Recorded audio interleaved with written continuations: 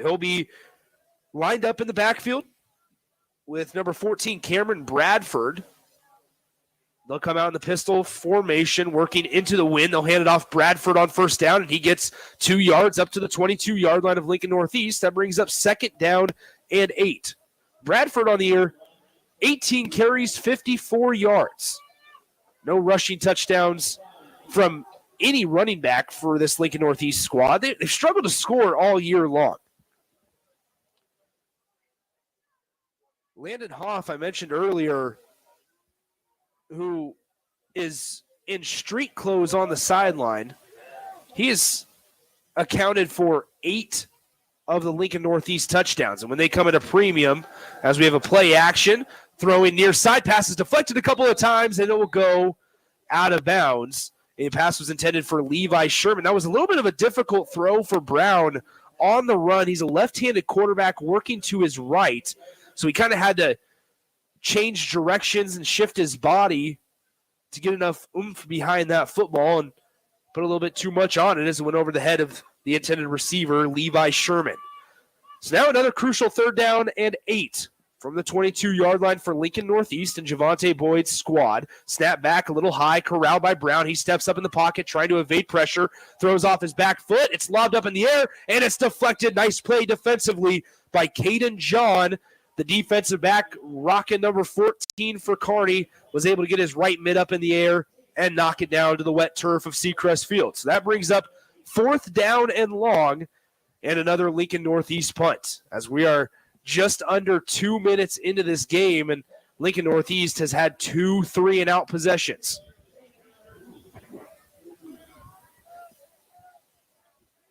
Standing back at the 50-yard line is Abel Molina.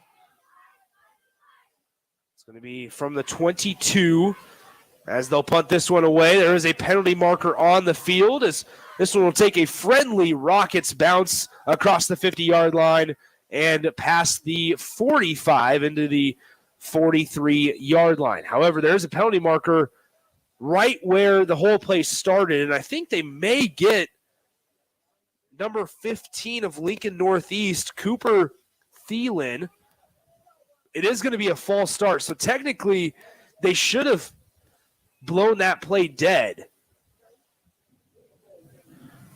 Rather, they're going to call it illegal formation, which is why they did not blow it dead. It looked like Thielen jumped a little early, but he is called for the illegal formation. Javante Boyd asking for an explanation, gets it, and now it's going to be Kearney Bearcat football at their own 44-yard line.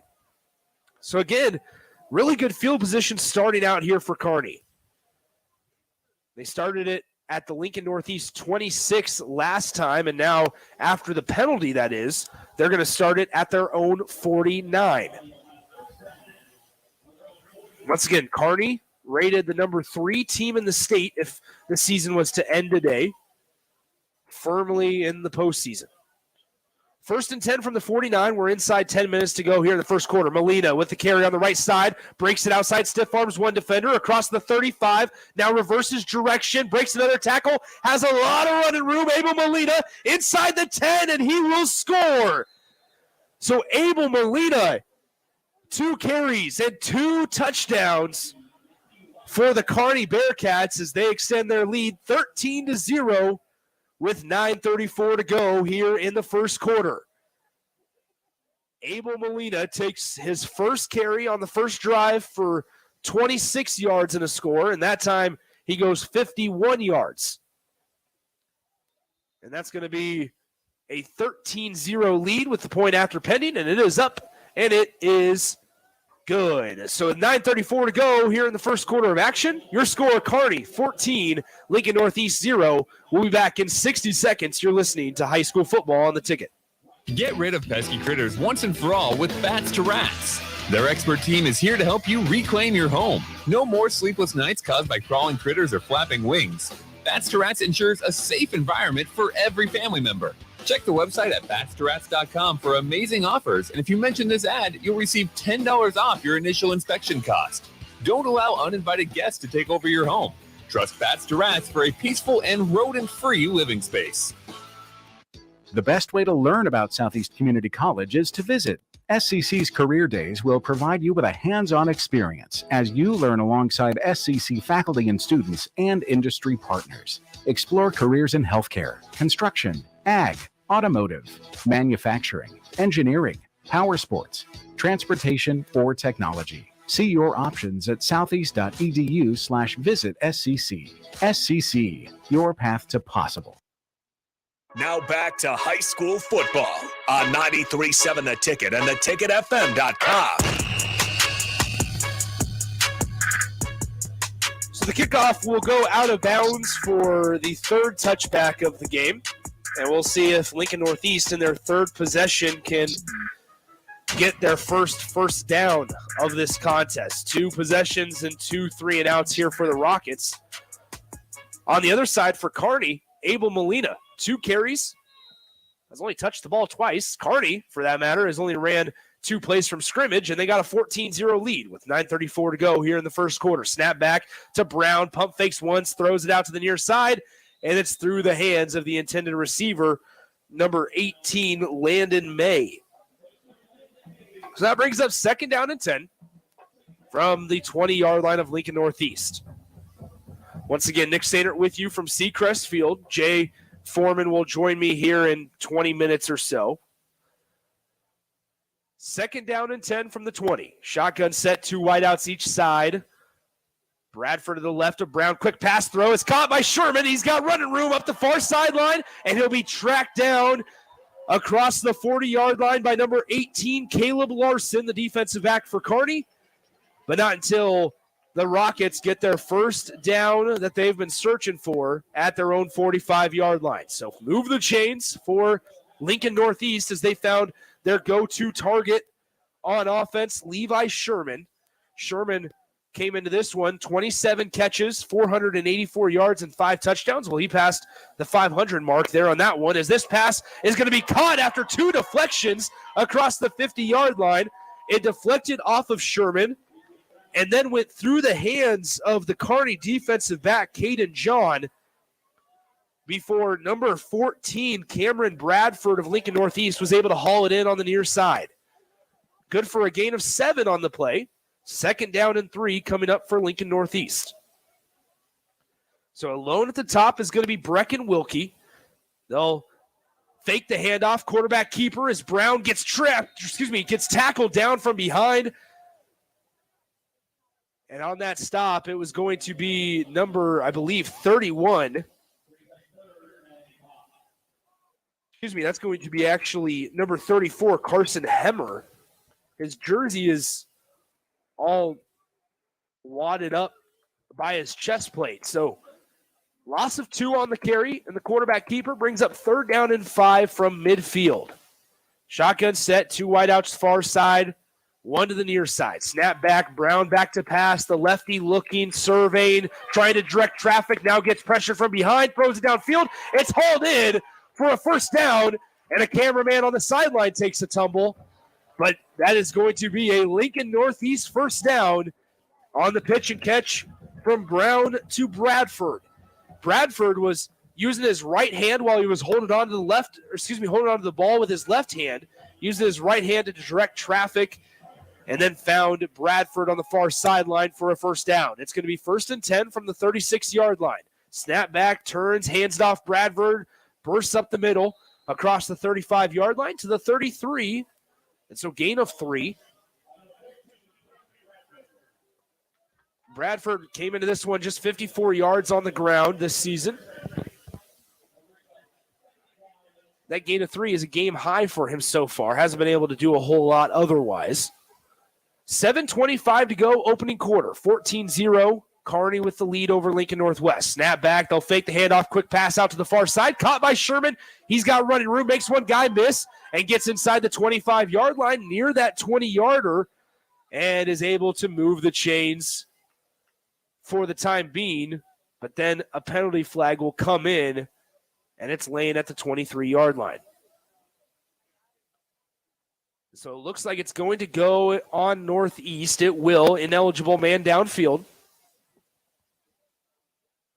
So that'll move the football back after a pretty nice setup there. It was an RPO type of play to where Brown had the opportunity to either hand it off to Bradford or quickly pass it down to Levi Sherman.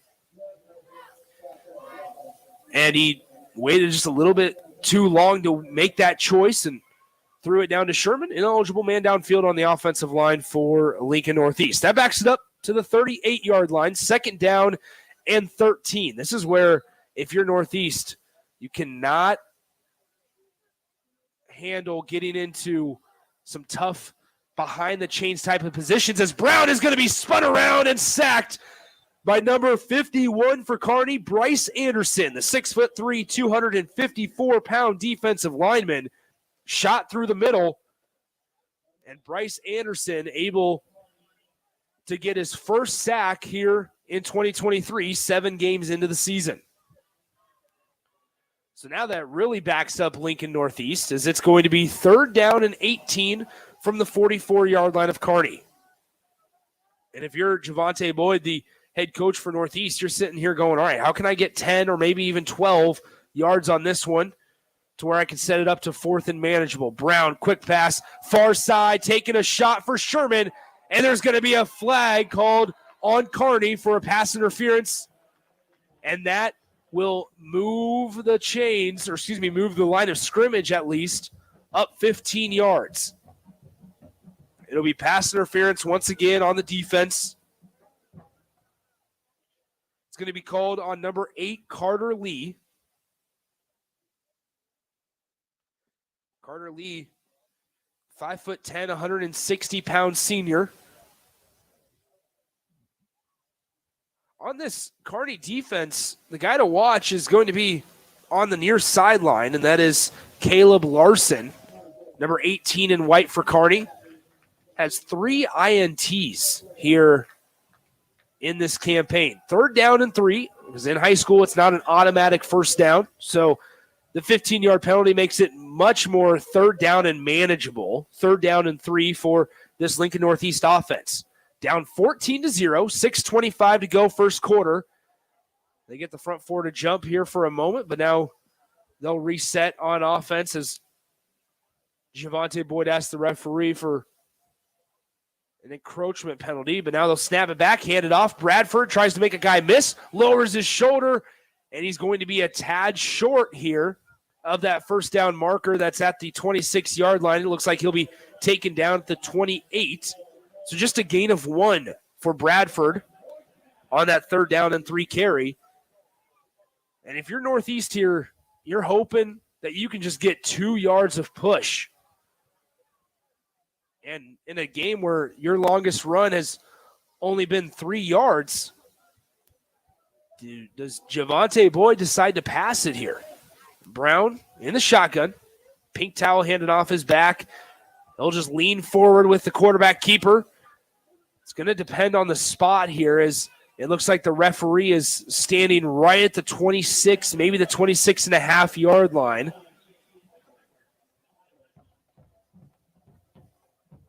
They're going to eyeball it here, and they're going to have a measurement. And so they'll bring out the chains for the measurement, move the players off to the side here for the time being, as they're going to spot it at about the 26.5-yard line, it looks like. We'll see if it has enough here. As it looks like they got a referee gets down on one knee, and it looks like they're going to call first down for Northeast.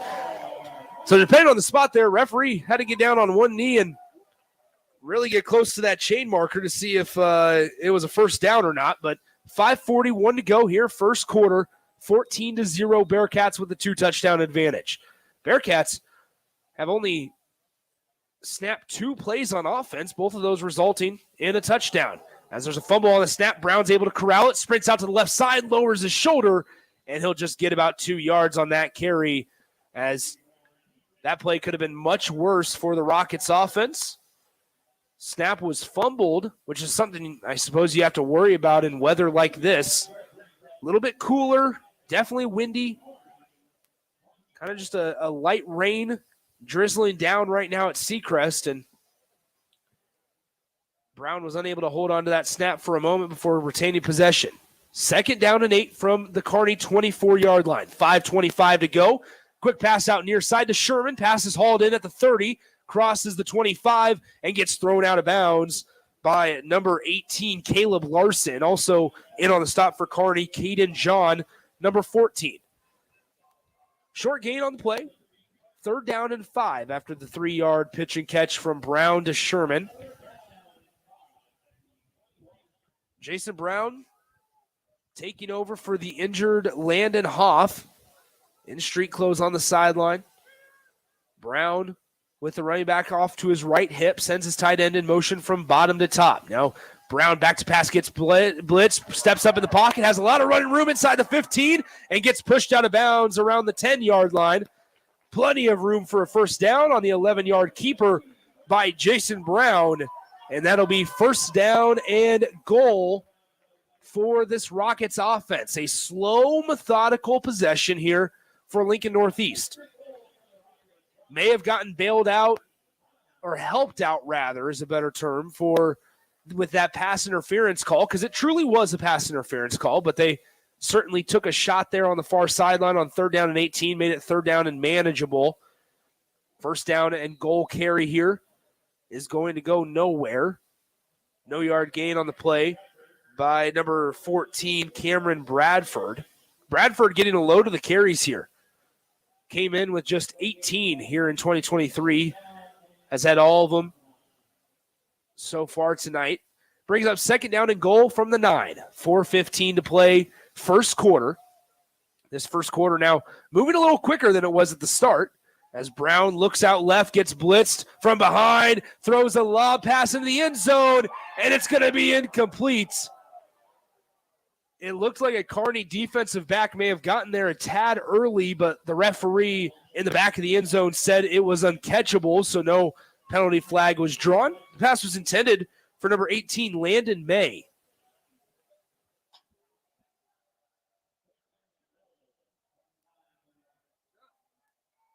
So now it's going to bring up 3rd down and goal. 4:03 to play, 1st quarter.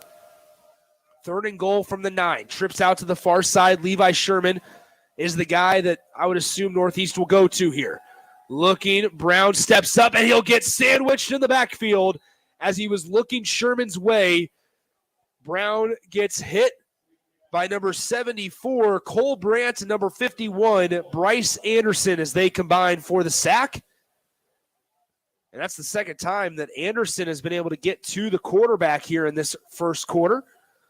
And so with 3:36 to go and a 4th down and goal from the 12-yard line, Coach Boyd of Lincoln Northeast will send his kicker, number 4, Zach Michelson, onto the field. There'll be about a 27-yard attempt for Michelson. Snap down, the kick is up, and the kick is well short.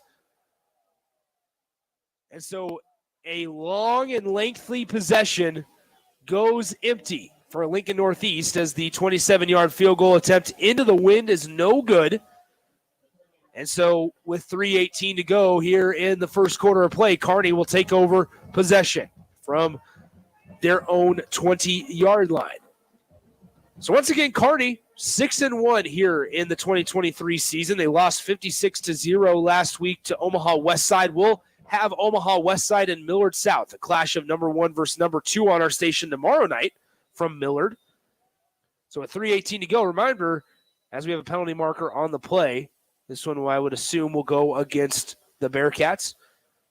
Kearney, though, has only snapped the ball twice on their offensive side, and both of those times it has gone for touchdowns. Abel Molina, feels like we haven't called his name after the 6-minute plus time of possession for Lincoln Northeast, but Abel Molina on the first snap of the game carried it from 26 yards out. From the second snap on offense for Kearney, carried it from 51 yards out. Snap back, Novacek looking, pass incomplete out to the far side. 1st and 15, makes it 2nd and 15 after the incomplete pass. Xander Ruling, the 5'10", 167-pound wide receiver, was the intended man on that play.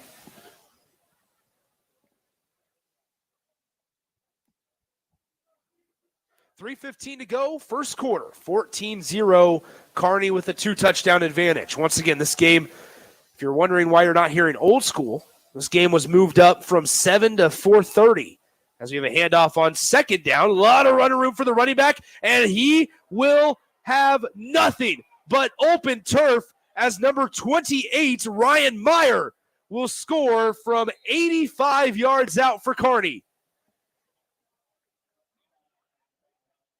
So Meyer, on his first carry of the game, he'll scamper in from 85 yards out. He carried it out to the far side, cut back in towards the middle of the field, and had nothing but open turf in towards the north end zone here at Seacrest Field. So a 3:01 to go. It's now 20-0, and the point after pending for the Bearcats. As I was saying, this game moved up 2.5 hours from 7 o'clock kick to the 4:30 kick because of the potential for inclement weather coming up here in the Lincoln area tonight. The point after is up, and it is good. So with that, let's go ahead and pause 30 seconds. We'll take a quick timeout and station identification. You're listening to High School Football on 93.7 The Ticket. This is Lincoln's home for sports talk on the FM dial. Also online at theticketfm.com. On the internet, KNTK FM Firth, 93.7 The Ticket. The best way to learn about Southeast Community College is to visit. SCC's Discovery Days will give you the opportunity to experience SCC firsthand this fall. Discovery Days provide information about SCC's programs of study, how to pay for college, SCC support services, housing, activities, and more. A campus tour and lunch are provided. See your options at southeast.edu/visit SCC. SCC, your path to possible. At Union Bank, people don't have your money. Your money has people. First home people, investment people, people who answer the phone and your chats, dream car people, dream retirement people, driving your dream car in your dream retirement people, small business people, credit card people, and all the other people you need. At Union Bank, our people help you do more than you dreamed possible. So stop in and say hello. We can't wait to see you. Union Bank and Trust, member FDIC. Now back to high school football on 93.7 The Ticket and theticketfm.com. So a little bit of fortune here for the Lincoln Northeast Rockets as the Kearney kick will go out of bounds at the 1-yard line. And so that'll give the Rockets the football at their own 35. 21-0. 4 plays from scrimmage for Kearney, 3 touchdowns for the Bearcats. While the Rockets still searching for their first points. They had a really good drive going. That was aided by a pass interference on the last possession. Got them inside the red zone, had first and goal from the 9, but then stalled out and missed a 27-yard field goal. Quarterback keeper here is Brown will keep it, gets spun around, breaks one tackle, jukes another guy across the 45, and gets a gain of nice 13 yards or so. But now we're going to have a penalty marker as the Rockets coaches are not happy as they're going to call their wide receiver number 18 for Lincoln Northeast, Landon May, with a hold on the edge. Coach Boyd of Lincoln Northeast trying to plead his case to the official, and the official just turns around and walks away. So now that'll bring up, it'll be about 1st and 17 or so after it occurred about 3 yards past the line of scrimmage. And that's about it. First and 18. Excuse me. 1st and 18 from the 28. They got to get to the 46 to get the chains moving again. Snap back, pass out, far side Sherman. He's going to immediately get hit, wrapped around. Great tackle by Abel Molina. We've called his name 3 times now. One was for the 26-yard touchdown run. One was for a 51-yard touchdown run. And then that one, he was able to snuff out the quick pass to the far side to Sherman and able to take down the Rockets' leading receiver before he could go anywhere. 2nd down and 24 from the 23-yard line of Lincoln Northeast. They'll call trips out to the near side. Running back to the left hip of Brown, one wide out, isolated at the top. Snap back, Brown throwing towards the south end zone, into the wind, takes the shot downfield, and it's intercepted. Number 14, Caden John, hauls in the interception at the Kearney 41-yard line, and the Bearcats are back in business here with 2:03 to play in the first quarter. Let's pause 30 seconds. We'll be right back from Seacrest Field on 93.7 The Ticket. Once and for all with Bats to Rats. Their expert team is here to help you reclaim your home. No more sleepless nights caused by crawling critters or flapping wings. Bats to Rats ensures a safe environment for every family member. Check the website at batstoRats.com for amazing offers, and if you mention this ad, you'll receive $10 off your initial inspection cost. Don't allow uninvited guests to take over your home. Trust Bats to Rats for a peaceful and rodent-free living space. Now back to high school football on 93.7 The Ticket and theticketfm.com. So on first down, Griffin Novacek is able to evade the pressure and scramble his way for 11 yards to a Kearney Bearcats first down. And so that brings up first down and 10 from the 49-yard line. Kearney got the ball back on the shoulders of a Caden John interception. That's his first INT here in 2023. The third interception of the season for Brown of Lincoln Northeast. Snap back to Novacek, who's rolling to his right on first and 10. Pass is going to be hauled in by Xander Ruling. Brings up second down and short from around the 40-yard line or so of Lincoln Northeast.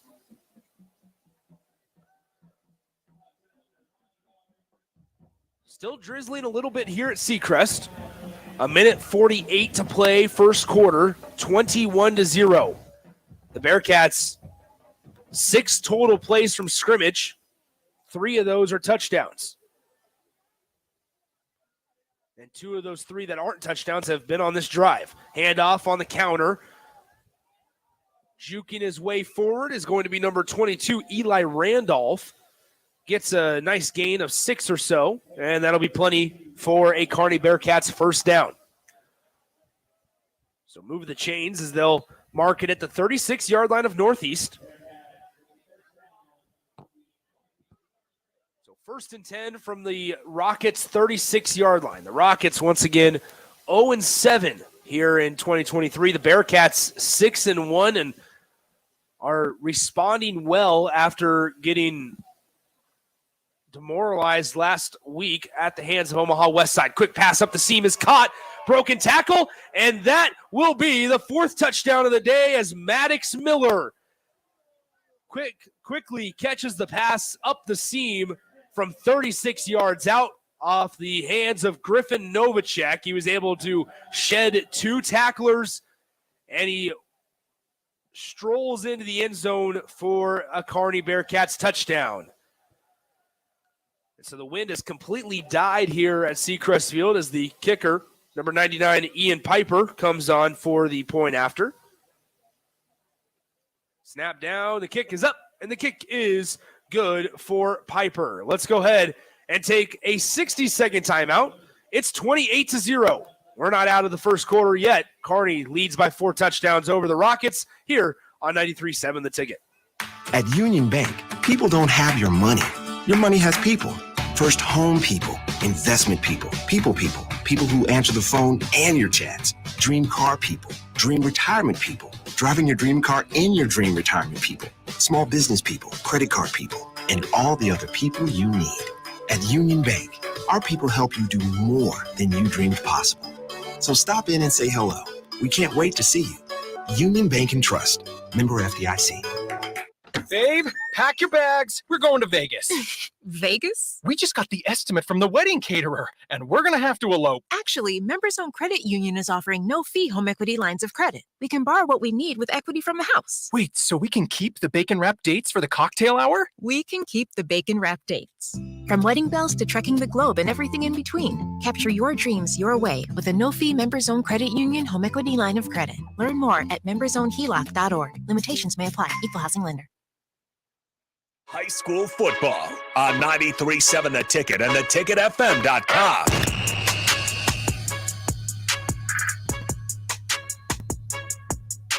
(28-0) is the score. 1:10 to go here in the first quarter of play. Nick Sainert with you from Seacrest Field. Jay Foreman is on his way. And so one of the first questions I would imagine I'll ask Jay is, if you're Northeast, what's next here? What's next if you're Lincoln Northeast? Is unfortunately trending towards potentially an 0-8 start. This game's plenty not over, but 28-0 here with a minute remaining in the first quarter. And then conversely for Kearney, if this game continues trending towards this way, how do you still find productivity in it? As first down pass is going to be thrown out of bounds. They're going to say he was out of the pocket, and it was receiver in the area, so no intentional grounding. Brings up second down and 10 from the 20-yard line of Lincoln Northeast.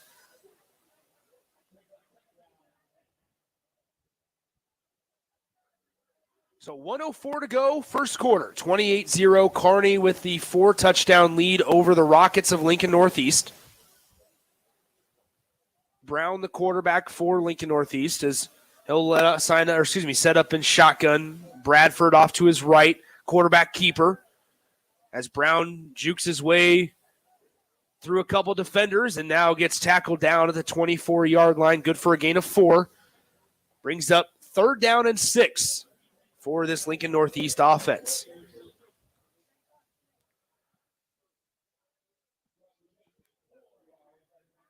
And on the stop there, number 64 for the Kearney Bearcats, Nick Belancini.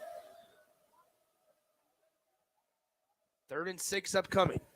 They'll break the huddle. Trips out to the far side. One wide out near sideline right in front of the Rockets bench. Brown looking Levi Sherman's way. He'll throw up the seam. It's going to be hauled in by Sherman across the 45-yard line and into Bearcat territory down at the Kearney 44. So really the only source of offense right now for the Rockets has been Levi Sherman. That's been the case for the majority of the entire season.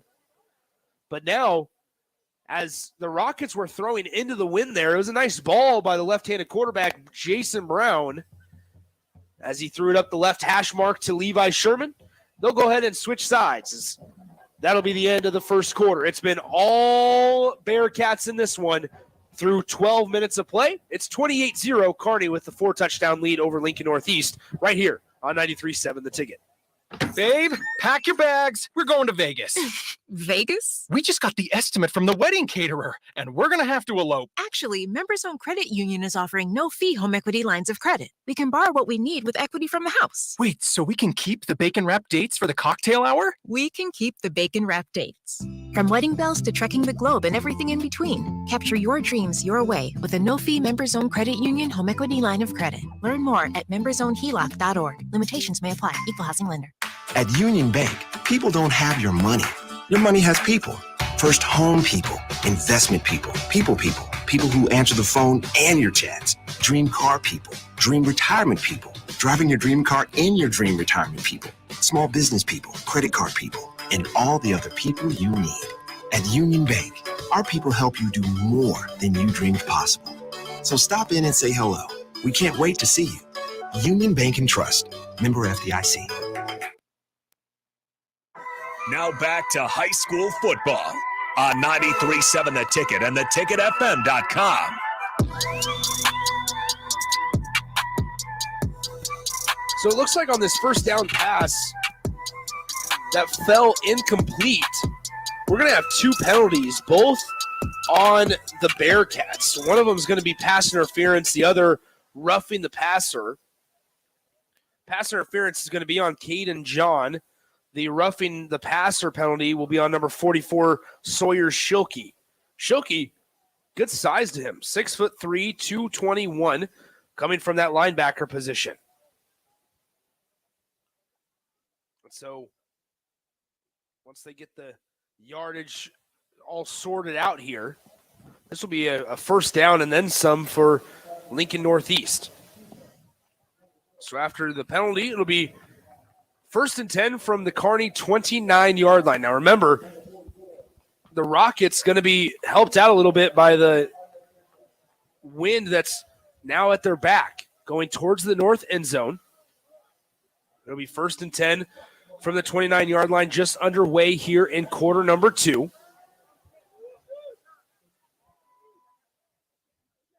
Referee forgot his penalty flag back at the 50, so he's got to jog on back for that. And now we're ready to get underway here as they'll signal it to get going. So 1st and 10 at the 29-yard line, shotgun set, 2 wideouts each side. Brown snap back. He'll fake the handoff, keep it himself. Sprints out to the right side, gets spun around. Great tackle. Shooting in from his safety spot, and that is number 0, Xander Ruling. The 5'10", 167-pound defensive back. Great tackle by Ruling. Also in on the stop was Maddox Miller, the tight end that caught the touchdown on the last possession for the Bearcats.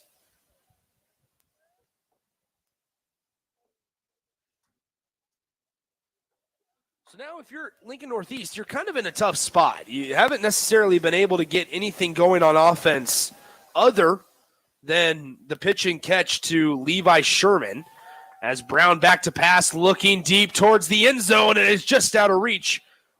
In coverage there, Maddox Miller, the intended receiver, was number 18, Landon May. Falls incomplete, brings up 3rd down and 9 from the 28-yard line. As I was saying, outside of one guy, and this has kind of been the story for a good chunk of the year for Lincoln Northeast, has been the inability to really get anything substantial going on offense, unfortunately. So Levi Sherman's had himself a pretty good day so far. Brown looking out to the left side. He'll throw it towards the end zone, and it's going to be out of reach. Intended once again for number 10 this time, Brecken Wilkie. In coverage, number 4, Abel Molina. So now Javante Boyd and Lincoln Northeast have a decision to make, because if this is 4th down territory here, you want to talk about potentially a young quarterback making a young quarterback decision there. As on a check down, Brown had Levi Sherman all by himself along the near sideline. And if the plan was to go for it on 4th down all along, which I'm sure it was, that probably would have been the smarter play rather than throwing it into double coverage near the end zone. Brown steps up on 4th down, throwing towards the end zone for Sherman, and it's going to be incomplete. Molina on the coverage of Levi Sherman. Also on the coverage, Maddox Miller of Kearney.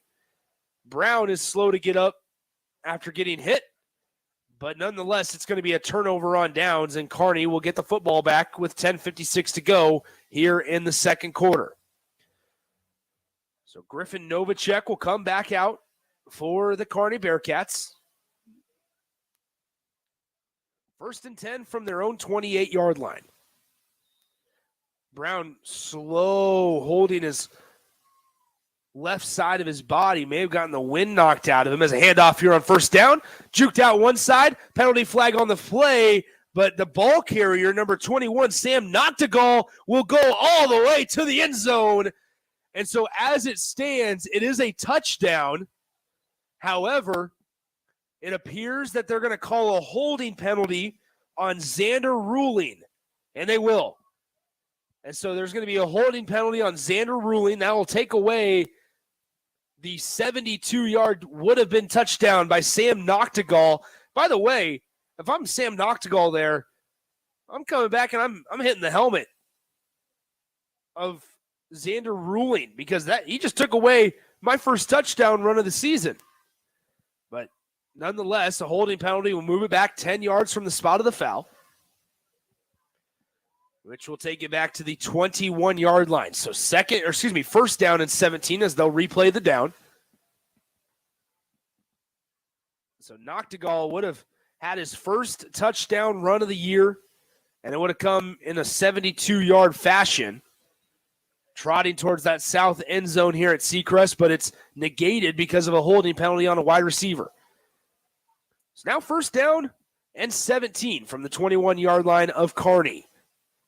Novacek in the shotgun, turns, hands it off. Noctegal will get it again, splits his way through tacklers, dragging two defenders, and gets across the 30-yard line to the 33. Good for a nice gain on first down. I believe they're going to call it a gain of 12, which will make it second down and 5.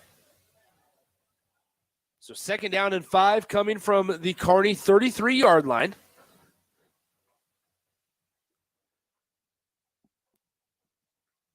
So Novacek breaks the huddle. Kearney working into that wind here at Seacrest Field. They'll send Noctegal in motion. They'll turn, toss it left side. Noctegal trying to make a guy miss in the backfield. Unable to do so, as that's Levi Sherman as he takes him down right at the line of scrimmage. However, there is a penalty marker thrown actually once again in the direction of Xander Ruling. And there's a very good chance that he committed a holding penalty again, and he sure did. So now that is the second time that Xander Ruling has been called for a holding penalty. On this drive alone, I may add. Kearney earlier had a penalty that negated a touchdown. That was on one of their first drives of the game. And then just on this drive, Ruling had a holding penalty on the near sideline that took away a 72-yard touchdown run from Noctegal. And then on that second down and 5 carry, Ruling on the perimeter once again on the far side this time, held a Lincoln Northeast Rocket as well. So that backs it up. Second down and 15 from the 23-yard line. Snap back to Novacek. Fakes the handoff, looking downfield. Has Ruling. It's through the hands of the defensive back as it was overthrown. And Zach Michelson, in fact, had better position on that than Xander Ruling did. Unable to haul it in as he went full extension. Has his palms up in the air. And that's going to bring up third down and 15 here for the Kearney Bearcat offense.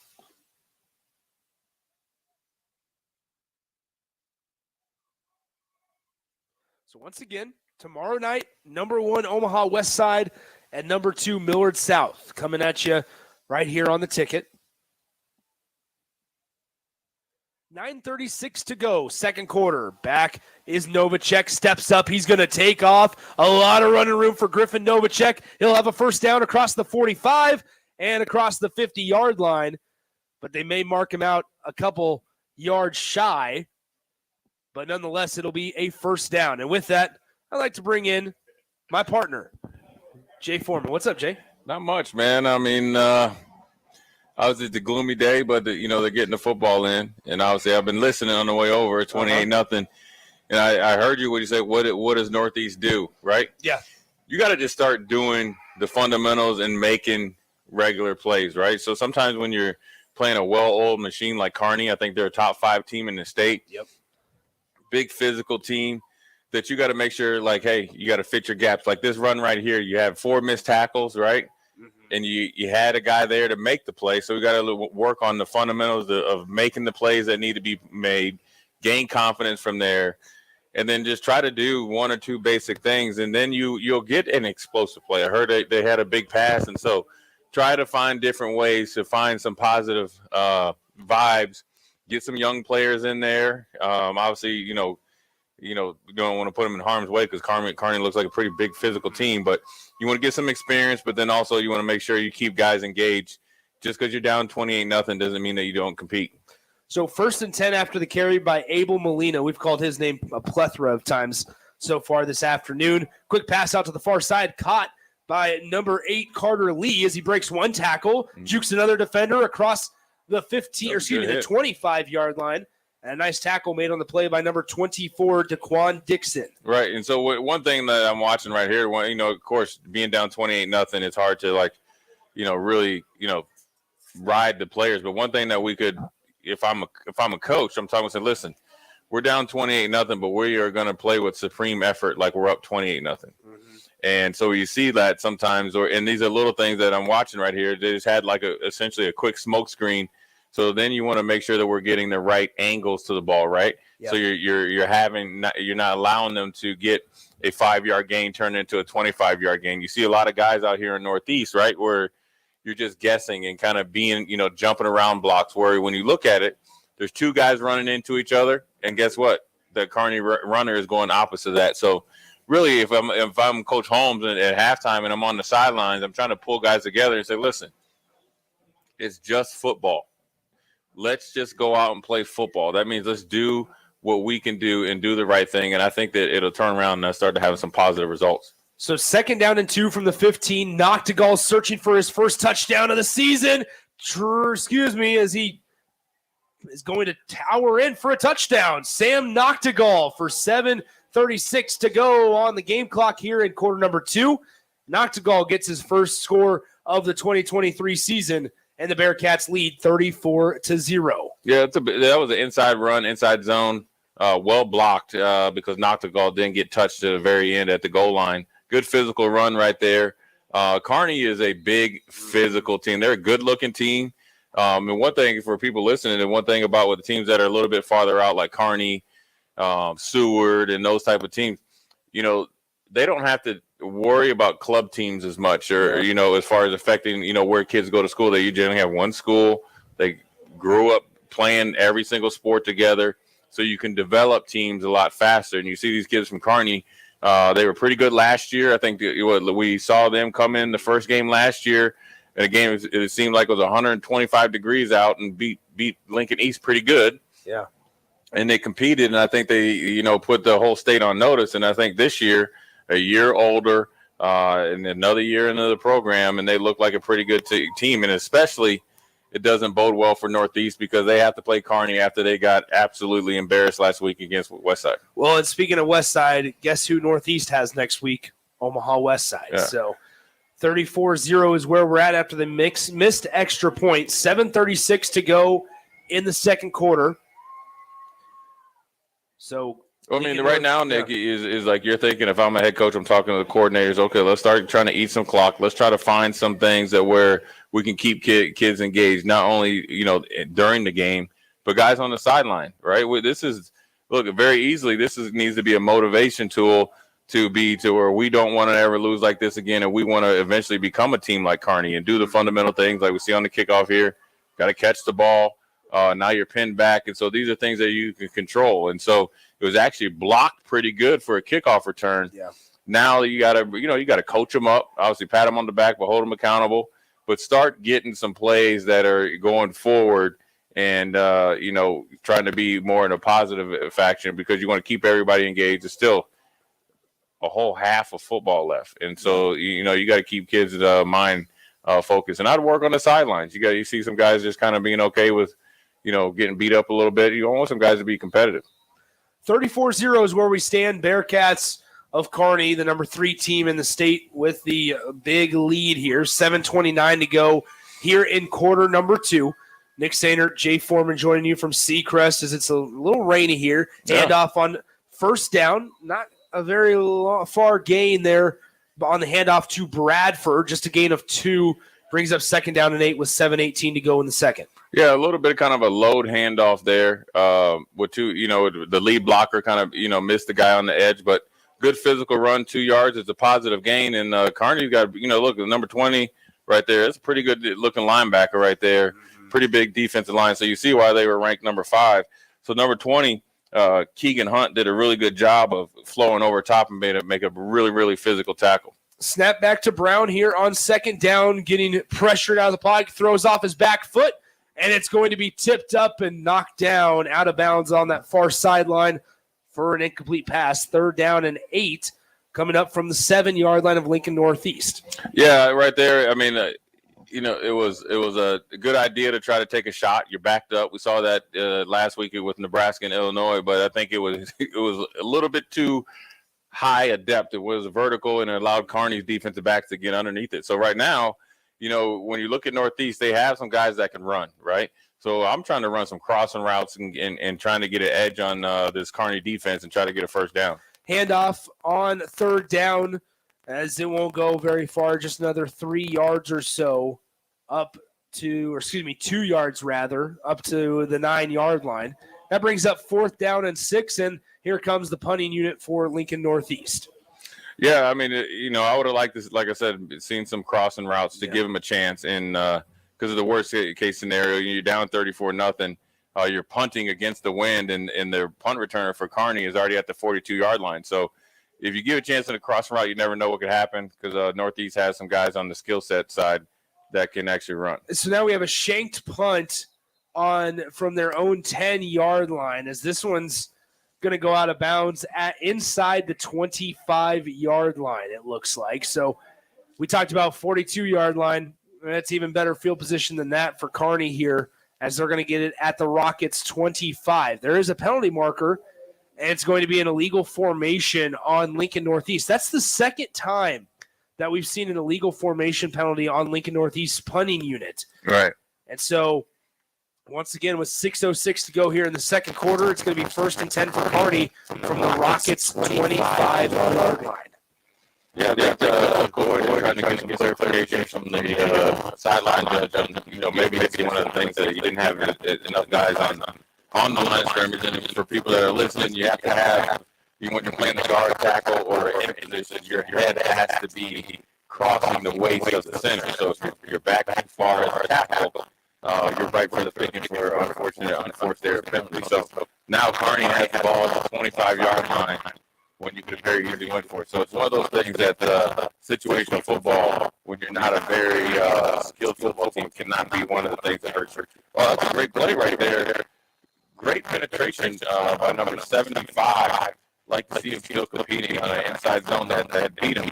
And he went out there and made the tackle for loss on number 75, Corbin Nippelmeyer, the offensive defensive lineman from Northeast, got a tackle for loss there. So look, that's good to see, Nick, where he's a younger guy, right? He wasn't in there in the first rotation, getting there, and they decided to get some parts of the action. And, look, if they can get enough guys that want to compete, they'll be able to turn this thing around. So Kearney has gone to their backup quarterback is Jake Crackle. He also doubles as the kicker. Is now in handoff to Noctegal up the right sideline, makes 2 guys miss, dragging defenders inside the 10. Nice gain of 15 yards or more there on that second down carry. Bring up 1st down and around goal to go. They might mark this right at the 10, which would make it 1st and goal from the 10. Yeah, I mean, Noctegal had just an awesome tackle play. Wasn't blocked overly well, but Northeast had about 4 or 5 missed tackles, so then that turned into an explosive play. So, really when you look at games like this, and obviously, listen, Kearney got off the bus as a better and more skilled team than Northeast, right? They have bigger numbers, bigger players. Obviously, they're ranked number 5 in the state. Northeast has been struggling a little bit. But some of the things that are coaching points for the Northeast coaches is said, listen, let's make them beat us. Let's make the tackles we're supposed to be. Let's be in the right gaps. Let's stay on side. Let's not have illegal formations, because those are the things you can do and can control. Now, when they have talent and stuff like that, and of course they might wear you down with the run game, then that's another conversation. But you can't have any conversation about what you can do offensively or being explosive or anything like that, right? When you can't get past lining up correctly, making the tackles and stuff like that. And really, when you look at the last play, and it's indicative probably how the first half went, you had 4 guys kind of miss the tackle and slide off, and they all were in the proximity. So what it tells me, they actually have athletes or athletic ability to get there, right? Now you just got to go the step further and do the right thing and make those tackles, and that's a hard thing to do in a game like this. We have a timeout on the field as Lincoln Northeast calls their first of the first half. Jay, we got a good game coming at you tomorrow. Number one Omaha West Side, number 2 Millard South, man. It's going to be a good time up in Millard South, the home of the Patriots. Man, I didn't know that the number 1 and number 2 were playing. I've never seen Millard South play before. Is that right? No, I've never seen him play before. No, just playing. Yeah, it should be a good game. You guys listen. I was talking yesterday. I think when it'd be really cool to get the roster right now, right, and take a picture of it in 2 or 3 years' time. Because when you look at Millard South, they're so young, especially on offense, and then Millard or Westside has some young guys, and then with the seniors, how many guys end up going to college? This is going to be like a all-star game of guys going against each other. You got the youth of Millard South, right? The bunch of 10th graders that are really, really good and skilled. and grew up playing competitive football across the nation against the experience of Westside, defending state champs. They say this is the best team that they've ever had. Then you have Millard South that thinks and knows in a lot of ways and knows these kids that they're just as good, maybe feel like they've been slighted, overlooked, and, bring a different mentality and a physical mentality with explosiveness. And they, quite frankly, have the most dominant receiver in the game, right? And Amarian Jackson, or not in the game, but in the state, he's kind of really went off. Of anybody. Yeah, of anybody. He's really dominated. And so how they can keep him involved, how Millard South can run the ball and keep Westside off of schedule is going to, be paramount in the game. And then obviously for Westside, can they continue to dominate? Can they beat them like they beat Kearney?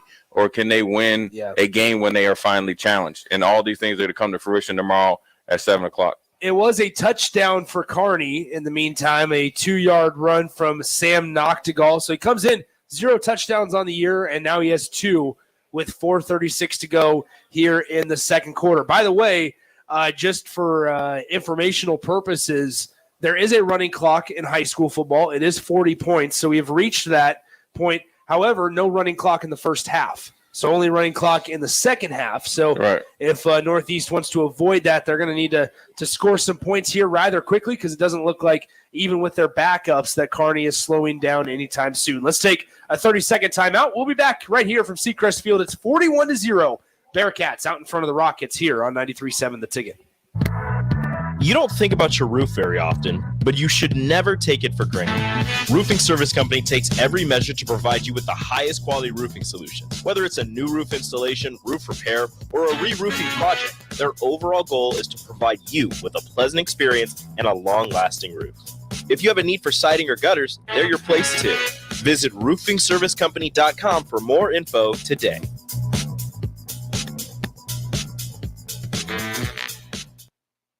Now back to high school football on 93.7 The Ticket and theticketfm.com.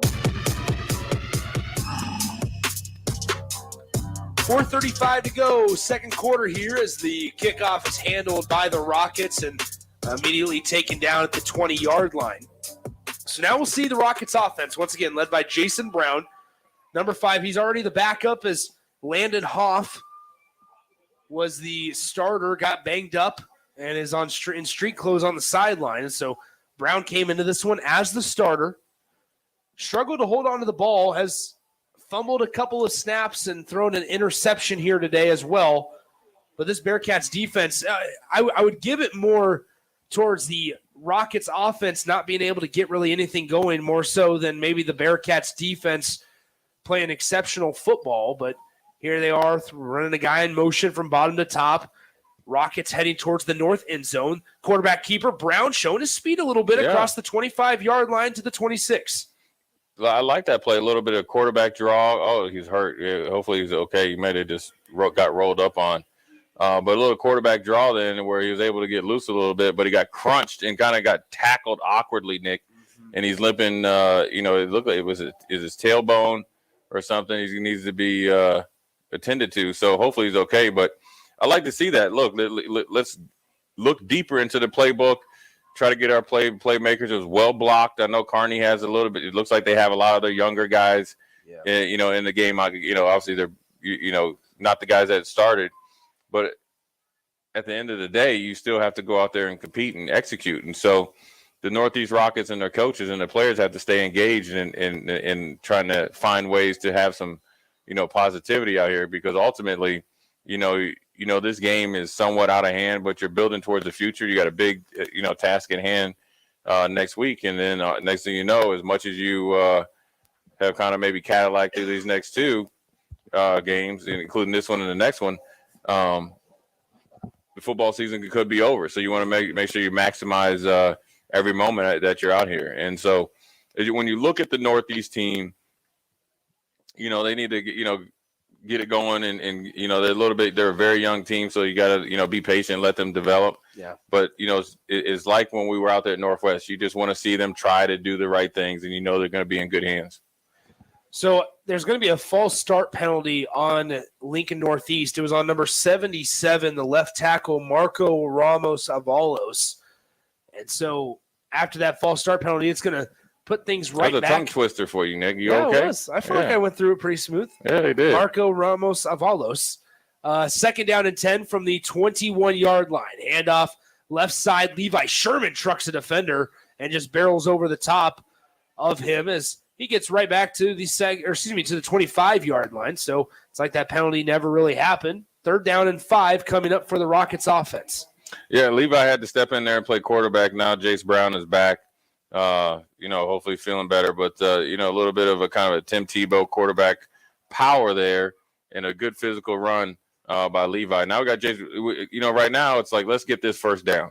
Then we could think about getting over the 50-yard line and go from there. Good protection, right? Yeah, Brown rolling to the left, throws downfield into double coverage, and it's going to be incomplete as number 18, Landon May, was pushed from behind. By number 22, it was a bang-bang play. Good idea by Brown, trying to get a deep crosser going over. Really good play by number 22 from Kearney, the safety, Eli Randolph. And so he was beat a little bit and came back, and he did the smart thing. When they get closer to out of bounds, when they jump up in the air to catch it, just push them hard as you can and break up the pass, and then also he'll land out of bounds. So 4th down and 5, they're going to do a little bit of a quarterback punt type of thing across midfield.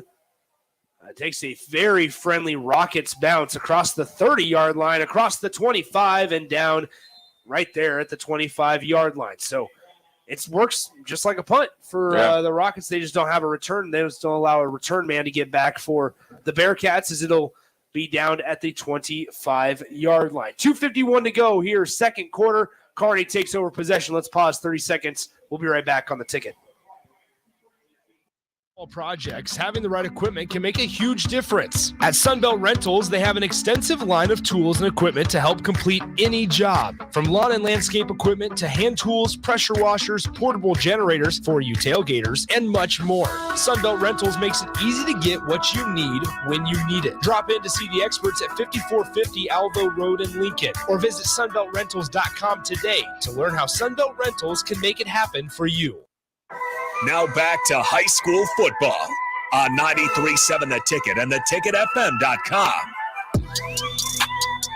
First down pass from the backup quarterback for Kearney, Jake Crackle, falls incomplete to the tight end up to seam. So that brings up second down and 10 from the 25-yard line. Jay, by the way, probably the best thing a Rockets member has done is Matt Ewer, the athletic director, brought us Rocket Dogs. Oh, he did? Yeah, I appreciate it, Matt. So, we're going to say good things about you anyways, but I really appreciate that. Pass on the far side is going to be called in by number 5, Josh Dolence, the 6-foot junior wide receiver. Nice throw on the run there across his body by Crackle to a receiver cutting across the near to the far side of the field, and it's going to be a first down at the 37-yard line. Yeah, people might wonder when you're up 41-0, why you're still throwing the ball. Look, you got a backup quarterback with a lot of backup players and young players here. You got to get these practice reps in. You can't get these back, and unfortunately, Northeast is on the other side of this. But it gives them good reps as well, and they're getting good defensive reps, and Kearney's backups are getting offensive reps. So pass out to the near side, caught once again by Dolence. Great ball by Crackle. Nice job hauling it in by Dolence. And I guess, Jay, would it be almost disrespectful to the opponent to just start running it? Yes and no, but I think, the backups are in, so it's not like you have the starters in and you're out here trying to embarrass them. So really, to be honest with you, these are all guys that normally wouldn't probably play if, Kearney was playing, Lincoln East or something. So they're getting reps. They're trying to work on some things. And Northeast has guys in there that they need some reps and they need to work on some things. So it's all competitive. It's not an embarrassing thing. It's the first half. There's plenty of time left. And, again, right here, number 51 had for Northeast, Lazio Woodhead had good penetration. Could have had the tackle for loss, missed him. Next thing you know, Kearney got a 10-yard gain. So these are all things that when I'm going into halftime as a coach, I'm talking and addressing and saying, listen, we yes, the score is right now 41-0, but we aren't helping ourselves as far as, being where we're supposed to be and making some tackles. And obviously the quarterbacks, I should say, just all over the field for Lincoln Northeast, injuries starting to kind of pile on here as handoff by Kearney to number 25, Kenton McKinney, as it's going to be coming back. He gets all the way inside the 20-yard line, but it's going to be coming back because there's a penalty marker at the 45-yard line of Lincoln Northeast. But as I was saying, Rockets really, really down on some of the guys, some of their key guys. A lot of injuries have plagued this Rockets team all year long. Obviously, they lost, I believe, and the text line can always correct me if I'm wrong, Van Dyke, who is their true starting quarterback, or one of their better players, Drew Van Dyke, and then they ended up losing Landon Hoff as well, who's another quarterback. Now they're on Jason Brown, who's playing both sides of the ball, and so just depleted at a lot of positions with a lot of guys in street clothes on the sideline. Yeah, and especially when it's quarterbacks, and right now I'm counting there's 10 guys right there, and for a roster that's not very deep anyways, that's a lot of players not to be able to play there in street clothes. So, they're in survival mode right here, but listen, there's football that needs to be played and progress that needs to be made. So hopefully these guys start to compete a little bit more. 1st and 15 after the holding penalty. Handoff once again to McKinney, and he'll get back to the original line of scrimmage. Brings up 2nd down and 10 right at the 50-yard line. 43 seconds to go here in quarter number 2. They'll have to snap it one more time before we jog into halftime. Once again, it's 41-0. Kearney, number 3, the Bearcats up on Lincoln Northeast. Rockets still searching for their first win of the season. It's going to be tough to come by because they'll have to face off against number 1 Omaha West Side. Would that be the biggest upset in Nebraska high school football history? In history. As there's going to be a pass attempt taking a shot downfield, and it's hauled in by number 42, Luke Brakel. And so Brakel able to haul it in with 4 seconds on the game clock. They allowed Jake Crackle, the backup quarterback, to take a shot. It's down inside the red zone. And with 4 seconds, they'll just go ahead and spike this one. And so now that'll take kick a field goal? 2 seconds off the clock. And it looks like they're going to talk things over. Head coach Brandon Kuhl talking to Jake Crackle, who also is their kicker. So what would you do, Nick? Would you go to the end zone? Yeah, absolutely. Or would you kick a field goal? I would go to the end zone. As here we are, 41-0, 2 seconds. This will be the last play, barring any penalties of the first half. Crackle sends a guy in motion. They'll send him on a jet sweep, and he gets tripped didn't up. Look like a play they were trying to score on. Zaire Legrone unable to get anything going. He actually lost about 6 yards on that one, but that'll do it for the first half. From Seacrest Field, your halftime score, Kearney 41, Lincoln Northeast 0, right here on 93.7 The Ticket. Elway Power Sports of Lincoln is kicking off October with Can-Am side-by-side specials all month long. Are you ready to rule the terrain on a 2023 Can-Am Defender, Commander, or Maverick? You call a play and score big with rebates up to $1,500 or financing as low as 1.99% for 36 months. From an open road to the trails, there's a Can-Am side-by-side that's right for you, and Elway Power Sports of Lincoln has them all under one roof at their new 27th and I-80 location. Hurry in, the clock is running down. Offer ends October 31st, 2023. Certain conditions apply. See dealer for details. Stretch, adjust, heal. At Spine and Sports Chiropractic and Physical Therapy, we believe in the power of precise alignment. Our skilled chiropractors listen, understand, and treat your body's unique needs, offering a personalized pathway to peak performance. Don't let back pain knock you out of the game. Step into our clinic and walk out with a renewed strength. Spine and Sports Chiropractic and Physical Therapy, pushing the boundaries of health and wellness. Treatment begins with you. Step back into life today. At Union Bank, people don't have your money. Your money has people. First home people, investment people, people who answer the phone and your chats. Dream car people, dream retirement people, driving your dream car in your dream retirement people. Small business people, credit card people, and all the other people you need. At Union Bank, our people help you do more than you dreamed possible. So stop in and say hello. We can't wait to see you. Union Bank and Trust. Member FDIC. At Doane University, you can play a sport you love and also receive a world-class education. You'll learn leadership skills on and off the court that will set you up for success long after graduation. Doan isn't a place where you get lost. It's a place to get found, and it's a place where your future is uniquely yours. Learn more about the endless possibilities at Doan University today at doan.edu. Discover the difference that expertise and experience can make in your real estate journey with Next Ag Appraisal and Realty. Whether you need an appraisal, sales, or farm management, Next Ag comes up with a solution with your legacy and goals in mind. Next Ag isn't just their name, it's your future. So why wait? Visit their website today at www.nextagrealestate.com or give them a call at 402-380-0432 and turn your dreams into reality. Your land, your legacy, their solutions. Next Ag Appraisal and Realty. The best way to learn about Southeast Community College is to visit. SCC's Discovery Days will give you the opportunity to experience SCC firsthand this fall.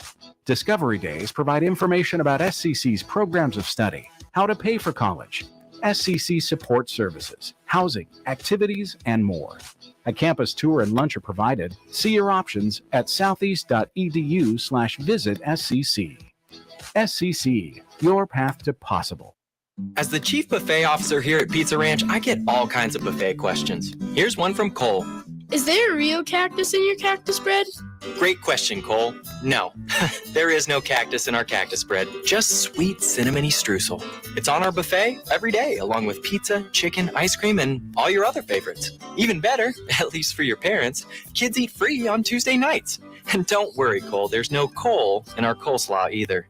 Pizza Ranch, everyone's favorite buffet. Babe, pack your bags. We're going to Vegas. Vegas? We just got the estimate from the wedding caterer, and we're going to have to elope. Actually, Members Owned Credit Union is offering no-fee home equity lines of credit. We can borrow what we need with equity from the house. Wait, so we can keep the bacon-wrapped dates for the cocktail hour? We can keep the bacon-wrapped dates. From wedding bells to trekking the globe and everything in between, capture your dreams your way with a no-fee Members Owned Credit Union home equity line of credit. Learn more at membersownedheloc.org. Limitations may apply. Equal housing lender. Gaina Trucking is hiring CDL Class A and B drivers. Gaina Trucking guarantees a 40-hour work week year-round, and their strong team culture makes it not a job, but a career. Gaina Trucking offers health, vision, and dental insurance, 401k with company match, an employee assistance program, and other bonus programs. Build a better career today with great team culture at Gaina Trucking. Learn more and apply today at GainaTrucking.com.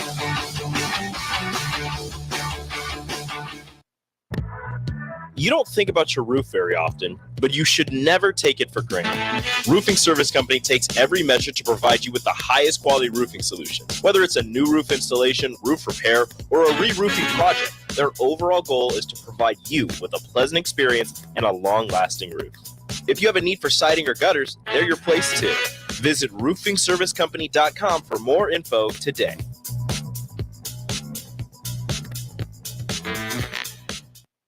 The best way to learn about Southeast Community College is to visit. SCC's Career Days will provide you with a hands-on experience as you learn alongside SCC faculty and students and industry partners. Explore careers in healthcare, construction, ag, automotive, manufacturing, engineering, power sports, transportation, or technology. See your options at southeast.edu/visit SCC. SCC, your path to possible.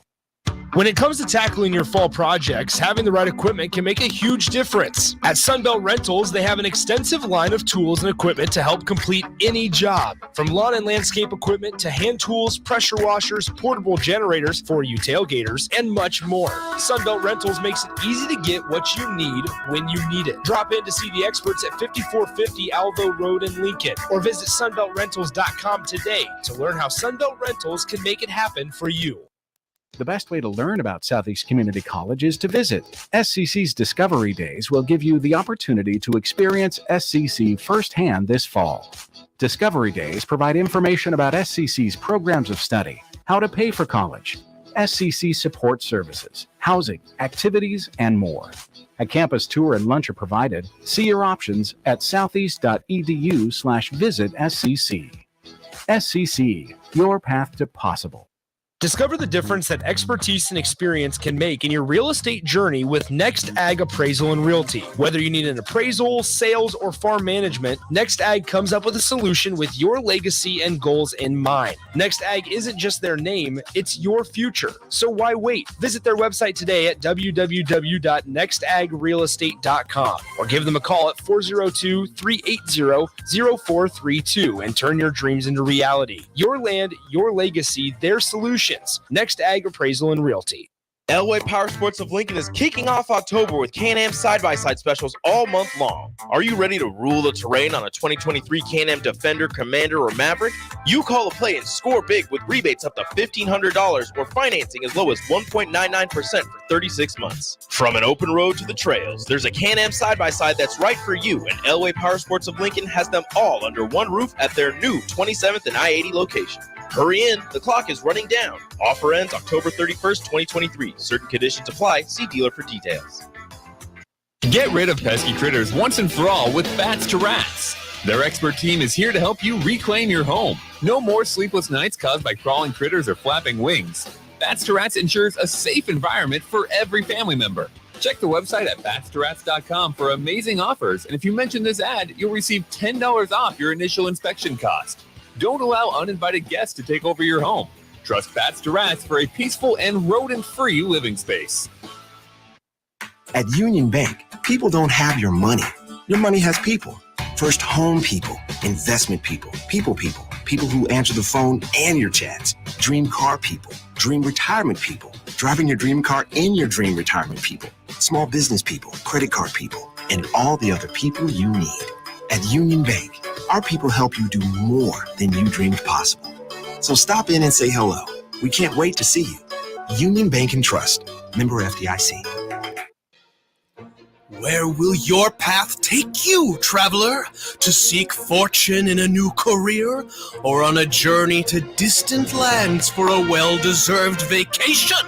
Wherever you go, one distraction could spell disaster.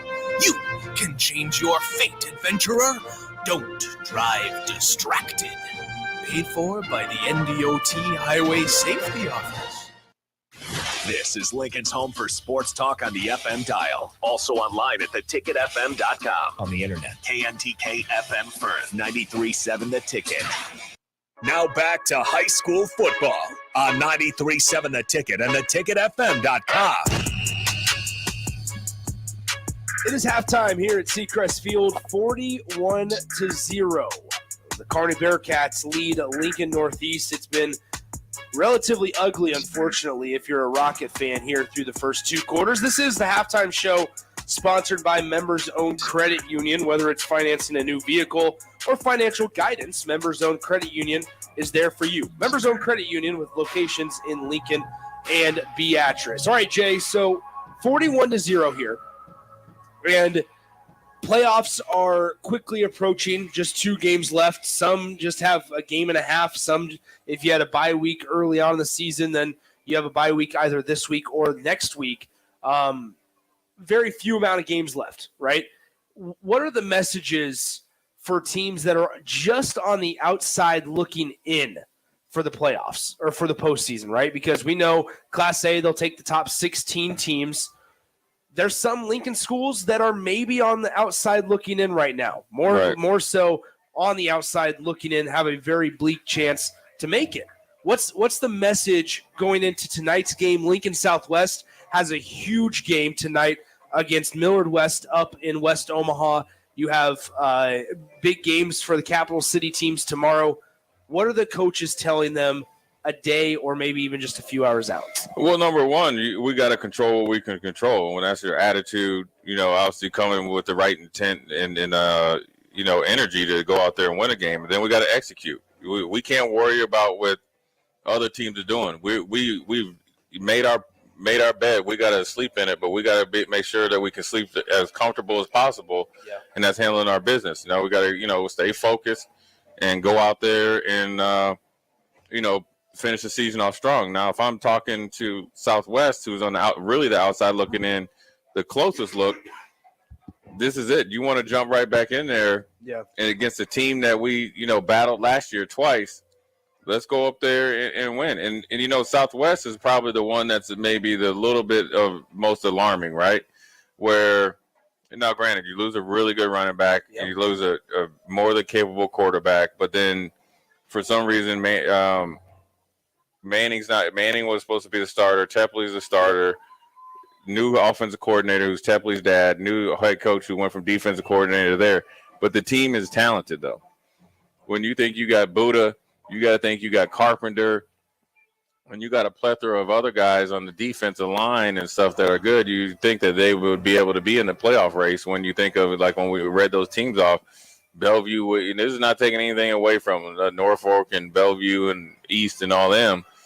But Lincoln Southwest, with the resources, the amount of kids, the size of the school, and the opportunity here in Lincoln, should have a better record. So now, with that being said, I'm inspiring them. Let's go out here and do the unthinkable. This is not a team that you need to be afraid of in Millard West, and let's go upset them, probably get some more points, and then maybe you're more in the driver's seat next week. And so, you know, you can't really think about next week until you handle your business this week. So, you know, I think really where we're at, you know, we call a lot of Lincoln games, you know, and they always play like teams from, you know, look, we got Northeast against Kearney, is that, and when you look at the Metro, and you also can look at a team like Kearney, you can look at a Millard South, you can look at a Millard West, right? Yeah. And some of them Omaha teams, Omaha North, and you know, I'm not sure if Central and all those are ranked. Lincoln, Nebraska, in the way that they approach sports, and in particular football, the mindset needs to change. It cannot be. You have to start to become more competitive. You got to make it, you know, more resources are ready available. You got to get everybody in there and coaching, and there's got to be some sort of feeder system like they do. Now, I would say the Millard North and basketball have a little bit better situation because, you know, those kids grow up playing in your thing. You got Westside, who's like their own community up there in Omaha. But ultimately, you know, Lincoln, when I was in college, was where it was at, you know, as far as football and football teams. And so you have tradition here. You have parents that played here. So it's up to the parents that are involved, and also the boosters and the administrators and the athletic departments to really raise the level of competition. That doesn't mean that you lose the purity of what you have going on now. What it is that you put these kids out here in the best position to be competitive, because ultimately there's some talented kids in Lincoln that are missing out on chances to, you know, go places. So that will lead to better results, and you're not down 42-0 possibly at halftime. It's going to allow more depth, and you're going to maybe get more kids to go out for football. So then it's better for everybody. You get kids that, you know, once you're playing a sport, you kind of keep them out of trouble. You might find a kid that might flourish and build a great life of going to college off of football. It doesn't matter if it's Nebraska or somewhere else. So, you know, a lot of times it's bigger than that. And so, you know, it's not going to be happening overnight, but it's got to be a conscious effort. You know, you got to be able to, you know, push coaches to do better, to do more than just coach basketball. You got to have a relationship with these kids. You got to get out in the community. You got to, you know, I mean, that's just the way it is. Yeah. 6:25 left until we get things rolling here in quarter number 3. Once again, halftime score 41-0. Kearney putting it on the Lincoln Northeast Rockets here at Seacrest Field. Just going off of wild card points, this kind of gives you a decent idea of who's going to be in the field or who's firmly in the field. And I mean, building off of Jay's point, I mean, unfortunately, the only Lincoln team, the only capital city team sniffing the top 10 right now is Lincoln East, sitting there at 5-2 overall.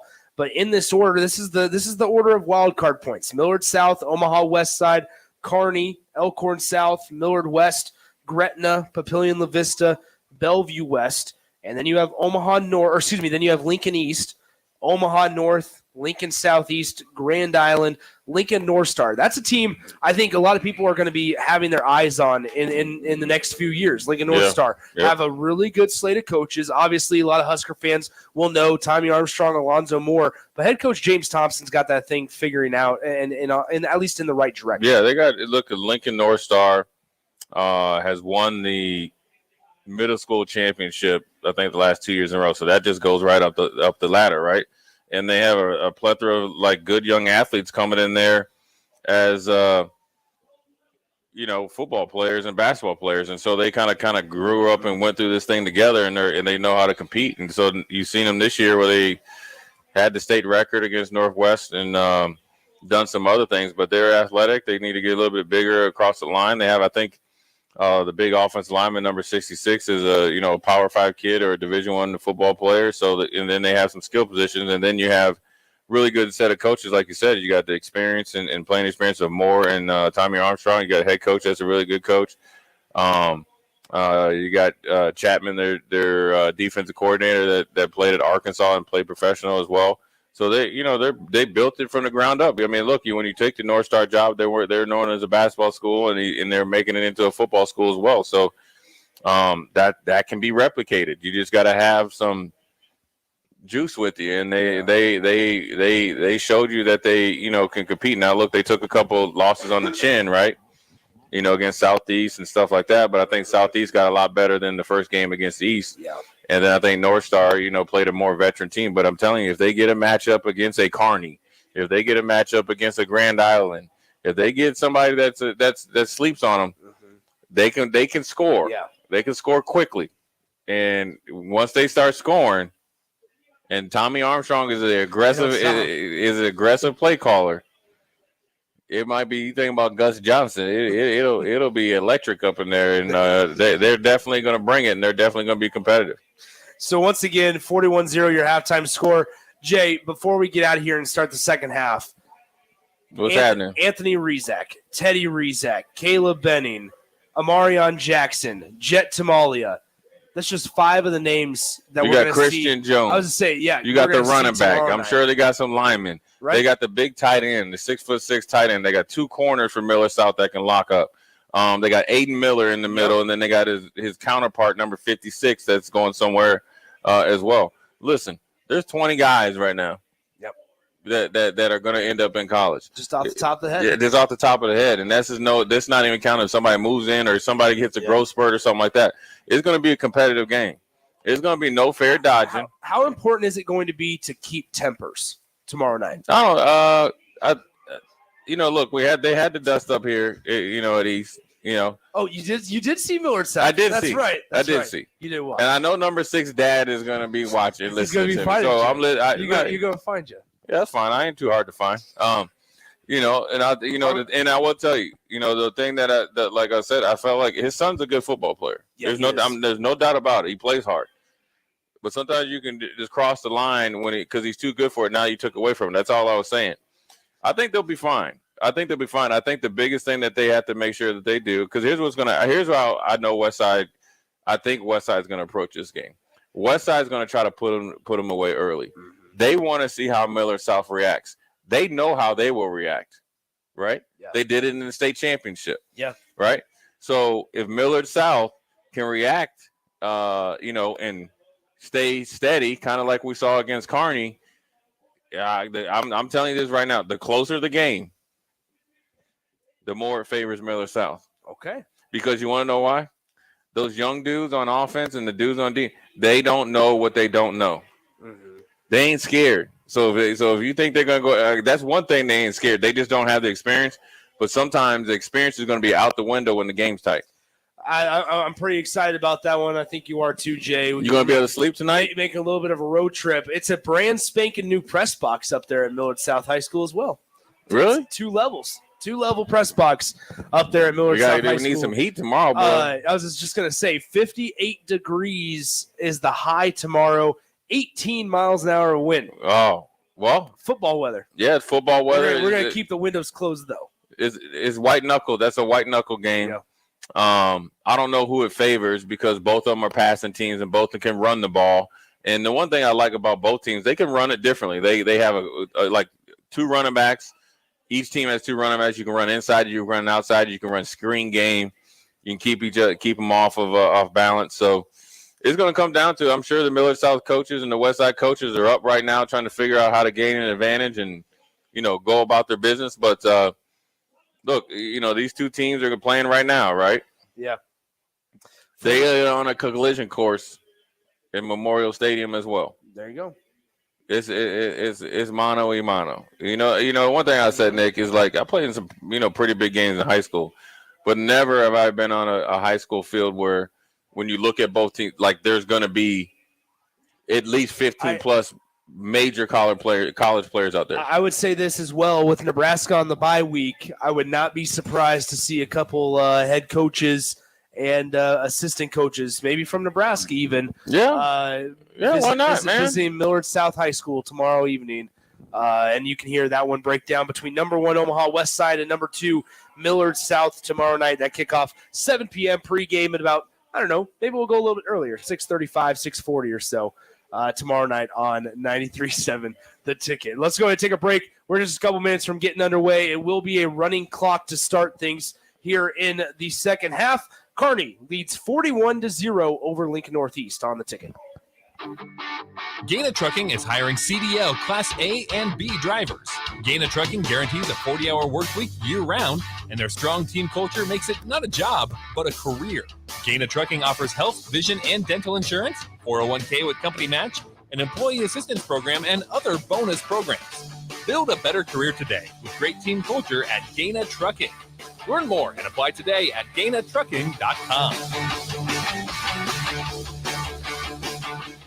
Get rid of pesky critters once and for all with Bats to Rats. Their expert team is here to help you reclaim your home. No more sleepless nights caused by crawling critters or flapping wings.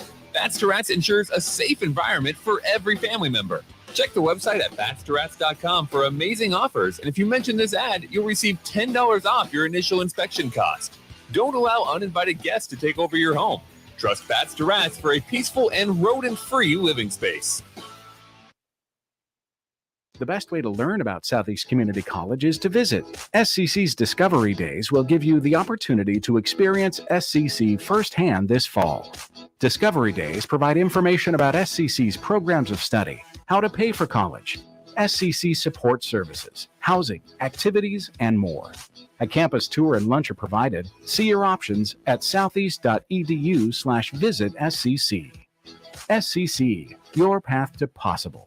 Stretch, adjust, heal. At Spine and Sports Chiropractic and Physical Therapy, we believe in the power of precise alignment. Our skilled chiropractors listen, understand, and treat your body's unique needs, offering a personalized pathway to peak performance. Don't let back pain knock you out of the game. Step into our clinic and walk out with a renewed strength. Spine and Sports Chiropractic and Physical Therapy, pushing the boundaries of health and wellness. Treatment begins with you. Step back into life today. Where will your path take you, traveler? To seek fortune in a new career? Or on a journey to distant lands for a well-deserved vacation? Wherever you go, one distraction could spell disaster. You can change your fate, adventurer.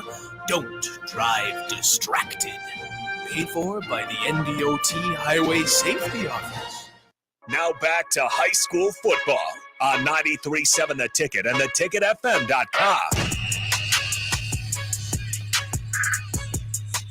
We are back here, start of the third quarter. Jay just getting some extra practice here while we get ready to go here. Start of the third quarter, 41-0 the score. This has been the Members Owned Credit Union halftime show. Whether it's financing a new vehicle or financial guidance, Members Owned Credit Union is there for you. Members Owned Credit Union with locations in Lincoln and Beatrice. So once again, Kearney won the opening toss. They elected to defer, which means that they will start the second half with the ball. Jay, you don't know how Kearney coaches feel about this one? There's only one dude in the next. They didn't bring the other three up there. They didn't bring the other. They left them on the sideline. They didn't bring the other three coaches up to the press box for the second half. Yeah, they probably feel like this game's going to be over pretty quick, but ultimately, you got to, for Northeast, you got to go out there and come out inspired. You know what I'm saying? So, I like what they're trying to do here as far as play calling, but you don't want to. You have nothing to lose right now, so you have to start getting some small victories. Get off the field on third down. Now, no missed tackles, because with a running clock, this game's going to be over before you know it. Well, and this may be, newsworthy here, but there are no 42-point plays in football. No, there's not. Even on PlayStation 5, nope. No matter what level you're playing. So they got to get 1 or 2 plays positive, and then they can think about scoring. Their goal should be trying to score some points. They're going to try an onside like kick from the start, as it's unfortunately not going to go 10 yards. Hey, 96. that was a good little mad. attempt there by number 96, Sam Roberts, for probably one of the shorter guys on the entire roster for Lincoln Northeast. Yeah, Sam Roberts looks like he's just fresh out of like middle school, but that was a good kick there. You know, sometimes when you try to kick those like one of those high bouncers when you have a wet field, it doesn't bounce as much. You know what I'm saying? Yep. So the idea was there. They had good coverage, but you know, it was just a little bit not the best execution. So now the defense is on the field. Their job is to keep Kearney out of the end zone, and then get the ball back and try to score. So it'll be 1st and 10, and it'll be 5 yards from where it went out of bounds after the quick penalty on Lincoln Northeast. So that's going to make it 1st and 10 from the 42-yard line of Lincoln Northeast. Kearney comes out. Jake Crackle, the backup quarterback, is going to start things here for the Bearcats in quarter number 3. They turn, hand it off. Noctegal bounces outside to the right side, sheds one tackler, bursting through some would-be Rocket defenders all the way down to the 10-yard line. A 32-yard gain by Sam Noctegal. He has 2 scores on that, in today's game, was trying to make it 3 on that run, but he gets inside the 10-yard line, makes it 1st and goal. Yeah, just a really off tackle play there, and like I said in the first half or in the second quarter, Northeast had a guy there. You just lost your leverage. Next thing you know, they get the corner. Now you just gave up an over explosive run. So again, Kearney's doing a good job of executing, but Northeast is not doing a good job of making it harder on them. So 1st and goal from the 10-yard line. Kearney working their way towards the north end zone here. They run the same play again. They're going to turn, hand it off. They'll cut back inside. Noctegal getting spun around, then eventually tackled and thrown backwards towards the 5-yard line, but they're going to say forward progress got him to the 3, which will make it 2nd down and goal from inside the 5. Yeah, it's 2 plays right there. And, like you said, with the running clock, Kearney is just lining up and running it. And, Northeast needs to look at it like we're getting good practice against a good team. And if you want to, football is not a sport that you can participate in, right? Mm-hmm. You got to play football. And it's a game of execution. It's a mental game. It's a physical game. And Northeast is just kind of just getting in their own way a little bit. And regardless of the score, you should be trying to think like, okay, we're trying to win the second half. And so an inside take right here, just essentially, number 25 walked in the end zone. So now that goal of winning the second half, you haven't even had the ball, and they just walked the ball down the field with a running clock. So what you need to do is get your best 4 offensive plays going, right? And depending on where you get this kickoff and kickoff return, then you go from there to make this, kind of like you're playing a quarter in the second half and trying to win that quarter or second half. The point the point after is up, and it is good. So 10:23 remaining here in the third quarter. Let's take a 30-second timeout. We'll be right back on 93.7 The Ticket. As the chief buffet officer here at Pizza Ranch, I get all kinds of buffet questions. Here's one from Cole. Is there a real cactus in your cactus bread? Great question, Cole. No, there is no cactus in our cactus bread, just sweet cinnamony streusel. It's on our buffet every day, along with pizza, chicken, ice cream, and all your other favorites. Even better, at least for your parents, kids eat free on Tuesday nights. And don't worry, Cole, there's no coal in our coleslaw either. Pizza Ranch, everyone's favorite buffet. Now back to high school football on 93.7 The Ticket and theticketfm.com. So I'm not sure if the clock operator is aware of the rules or just forgot. Unfortunately, it's actually a 35-point running clock. So we're 13 points over the threshold, the benchmark, if you will. 10:23 to go. Here in the third quarter of play, 48-0 is the score between Kearney and Lincoln Northeast. So Kearney will kick things away towards the north end zone, wind at their back as it's going to be fielded at the 2-yard line. And immediately being tackled is going to be number 31 for Lincoln Northeast. Number 31, who's not on the roster. So unfortunately, it was a good tackle by number 17 from Kearney. Coming down, a young kid coming down on kickoff. Look, their friends and family are coming all the way from Kearney. I think that's 2.5 hour drive. Yeah. Sleepy night. So look, everybody's getting in. You got to make plays, and some of these younger guys that have been backups all year, you're playing your special teams role and you're playing defense. So it's a good job by number 17 right there. So it's going to be 1st and 10 from the 12-yard line, and now that clock is up and rolling here. 9:44 and counting.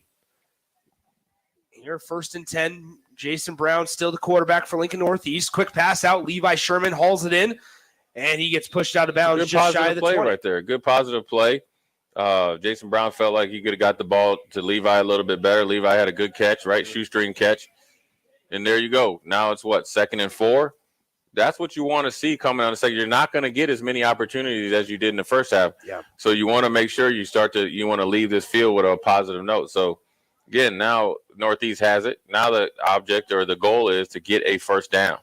2nd down and short. Quarterback keeper as Brown bounces off the left tackle, and he's going nowhere. He's trying to spin out of it and go Mark outside. There's no butt fumble. We're good. He ran into the butt of number 14. That was the butt. It was a butt twirly tooth. The one thing right there, he tried to run like a quarterback power, quarterback take, which it was a successful play in the first half. Actually, he got Brown got dinged up on it. But you never run into darkness, which is obviously defenders there, and run backwards in 360. You find somewhere else to get back to the line of scrimmage and live to fight another day. And so we'll see what they do. Oh, great play there. Great play there. Great pass there to Levi or Jace Brown to Levi right there. Explosive play up the middle. Got right up past the second level in between the linebacker and the safety. And it was a good pass. It was on time, and he knows Levi's a really good athlete to get up. What I really like, Nick, was he tracked the ball in traffic, 2 hands. Obviously, he's a hands catcher. Brought it in, got a couple yards after the catch. Big physical receiver right there. So I was going to bring up 1st and 10 from the 41-yard line. Handoff here on first down. Great hit. That's the hit of the game. Listen, thwomp by number 20. 30. No. Number 38. That was number 38. Number 38, he is Lane Jacobson. Lane Jacobson let you know you are not coming in my lane. He said, sorry, Caleb Polson. Caleb Polson, listen. Reggie Herring used to tell us something. We run up in there against the ISO and have your pads to it. He run up there and got pistol whipped. Yeah. Polson just got pistol whipped by Lane Jacobson. Lane Jacobson, this is what he did. He scraped down the line of scrimmage, saw the light, and made it dark. So once again, that is going to be our spine and sports chiropractic and physical therapy hit of the game. If you're experiencing pain or soreness, as we have a throwdown, and it's hauled in on the far side. Once again, though, if you're experiencing pain or soreness, make your way over to Spine and Sports Chiropractic and Physical Therapy, just 1 block east of 70th and Pioneers. Great play by the Jason Brown. He got pressure, avoided it, scrambled out to his left. Number 18, Landon May, who they tried to run this play again, kind of a deep over. He threw it right on the numbers. That was a really good play, and something that, like, what I like is they went into halftime and asked the players, what did you see that was successful? And they did it. Throwing against going his to his body buddy again. May. It's hauled in inside the 10-yard line. Landon May. Landon May with the toe drag swag over there. Just great pass. out. It was a great job by Jason Brown right there. A lefty rolling to his right, and guess what he did? He squared his shoulders up, right, got his hip turned so he could get some power and velocity and accuracy on that deep pass. I like this right now for the Lincoln Northeast. I like it. Listen, it doesn't matter if it's their starters or not. You're still out there playing football. And so the goal now, obviously, being at the 5-yard line, you need 7 points. You cannot go for 3. 1st and goal, as they'll keep it with Jason Brown, and he will be tackled for a loss of 2 at the 7-yard line. And that makes it 2nd and goal from the 7 with 5:55 and counting remaining here in the 3rd. You know, Nick, they ran that quick screen to Levi Sherman. Yeah. That might be something that you want to do because, once he catches it and if he has enough room, like a yard or two to make somebody miss, but he's physical and can run behind his pads. Instead of running Jason Brown on a quarterback sweep, you can get it to one of your better players with all this space out there to the left. 5:32 to go. Brown rolling to his left, throws back, and it's intercepted. Back the other way we go as Kearney will just take a slide as number 5 for the Kearney Bearcats defense. I believe that's Josh Dolans. Great Job right there. Jason Brown rolled to his left, tried to settle up and get the ball to Levi Sherman. Dolans knew he was going to him. He stepped in front of him, picked it off. I thought, Nick, that we were going to get into the primetime call and cock the head back. But Dolans decided to slide. If it was me, Nick, I'm catching it. Are you going? Oh, there ain't no doubt. All day? Even up 48-0? 102-yard return. You're going in the record books in Seacrest. You might Aaron Davis has 101. Yeah. I'll be 102. They'd be saying Aaron Davis who? Jay, I don't know what's going on with this chair, man. This chair's like inverted. Yeah, no comment. But anyways, now listen, you for Northeast, that's like the air out of your sails. So you drive it all the way down there, you turn it over. I like you being aggressive, right? And I like the aggressive mentality. So now we can learn from that as well, right? You had a couple explosive plays. We know we get to the red zone. We got to be probably a little bit more detailed and careful with the ball. Ideally, if you're coaching a quarterback, you want to throw it out the end zone and get another chance. So with 4:05, we're going to have a penalty marker on the play. It's going to be a legal substitution on the Bearcats. So instead of having 2nd down and 6 from the 9, they're going to have probably 2nd down and probably 11 from the 4. So that'll back them up, move them behind the original line of scrimmage, which was the 5-yard line. Once again, Kearney leads this one 48-0. It is a running clock here at Seacrest Field. Nick Sainer, Jay Foreman with you. On site, Harrison Arns back pushing all the buttons in the studio. Handoff. Ooh, almost on had 2nd it. down, broken tackle on the far sideline, and it'll be a 1st down and more. That looks like Sam Noctegal just continuing to drag defenders, and it sure is. Number 21, Sam Noctegal with the carry there, and a 1st down for Kearney. Daquan Dixon had him dead in the rights in the backfield. Noctegal just kept his feet churning and kept his body square, so you couldn't really get him down. Broke that tackle and ended up getting a 20-yard gain after that missed tackle in the backfield. So it's going to be 1st and 10 from the 28-yard line of Kearney. After the nice gain by Noctegal was able to give the Bearcats offense some breathing room. Once again, Crackle is the quarterback, replacing Griffin Novacek. He came in for Novacek just towards the tail end of that first half as Crackle scrambles out to the far side. They're going to say he stepped out of bounds before he threw the football on that far sideline all the way back at the 23-yard line. Is that just an inexperience, not knowing necessarily where you're at on the field? Yeah, and you know what? Whoever is close to him, if it's an NFL game, you get a free sack there. And that might get you an extra cheeseburger if that's in your stats or in your stipulation in your contract incentive there, Nick. But, yes, look, this is a learning experience as much as it is for Northeast, it is for Kearney, right? These coaches are able to coach some of these kids that they haven't had a lot of time to coach at the varsity level right now. Yeah. They've came 3 hours. They're going to get the most out of it, and they're putting these kids in a situation to where they can learn faster, and that's in a high school game in live action. Handoff on 2nd down. Nice carry here by number 24, Alex Techmeyer, as it gets across the 50-yard line. Great hit. Great hit by number 84, Devin Fenster. Oof. Devin Fenster was mad. I think he was mad he had to run all the way across the field. Yeah. Penalty marker, however, sits at the 41-yard line of Kearney. Yeah, it's going to be a hold on the Bearcats. Yeah, Devin Fenster's getting all types of, daps and stuff. That was a good hit, man. It was that was powerful there, Nick. Where most of the times you can see guys trying to get through the game and they see it's a running clock. I take it this clock stops when there's a penalty. It's not supposed to. Oh. So 2:13 right now is where we're at. 48-0. Kearney leads Lincoln Northeast. Kearney looks to be on their way to a 7-1 start here, while the Rockets may fall to 0-8 after today's game. The Rockets doesn't get any easier. They got to turn around and play the number 1 team in the state, Omaha West Side, next Thursday night. It's now 2:10 and counting as they'll get the clock rolling again. 2nd down and 7. Quick pass out to the near side. Caught. And that's going to be a face mask on the Rockets defense. Yeah, that's an accidental. It was an accidental face mask. It might be, 15-yard penalty. It was a good cut. It was a good play right there. He was reversing his field. The Northeast defender was running, stuck his hand out. It was just kind of one of those bang-bang plays. You can't really get mad at the defender at Northeast because he was trying to make the tackle. And so it's just one of those unfortunate things. The best thing you could take out of it, he's playing hard and trying to make the tackle. So 2:02 remaining here, third quarter, 48-0 Kearney.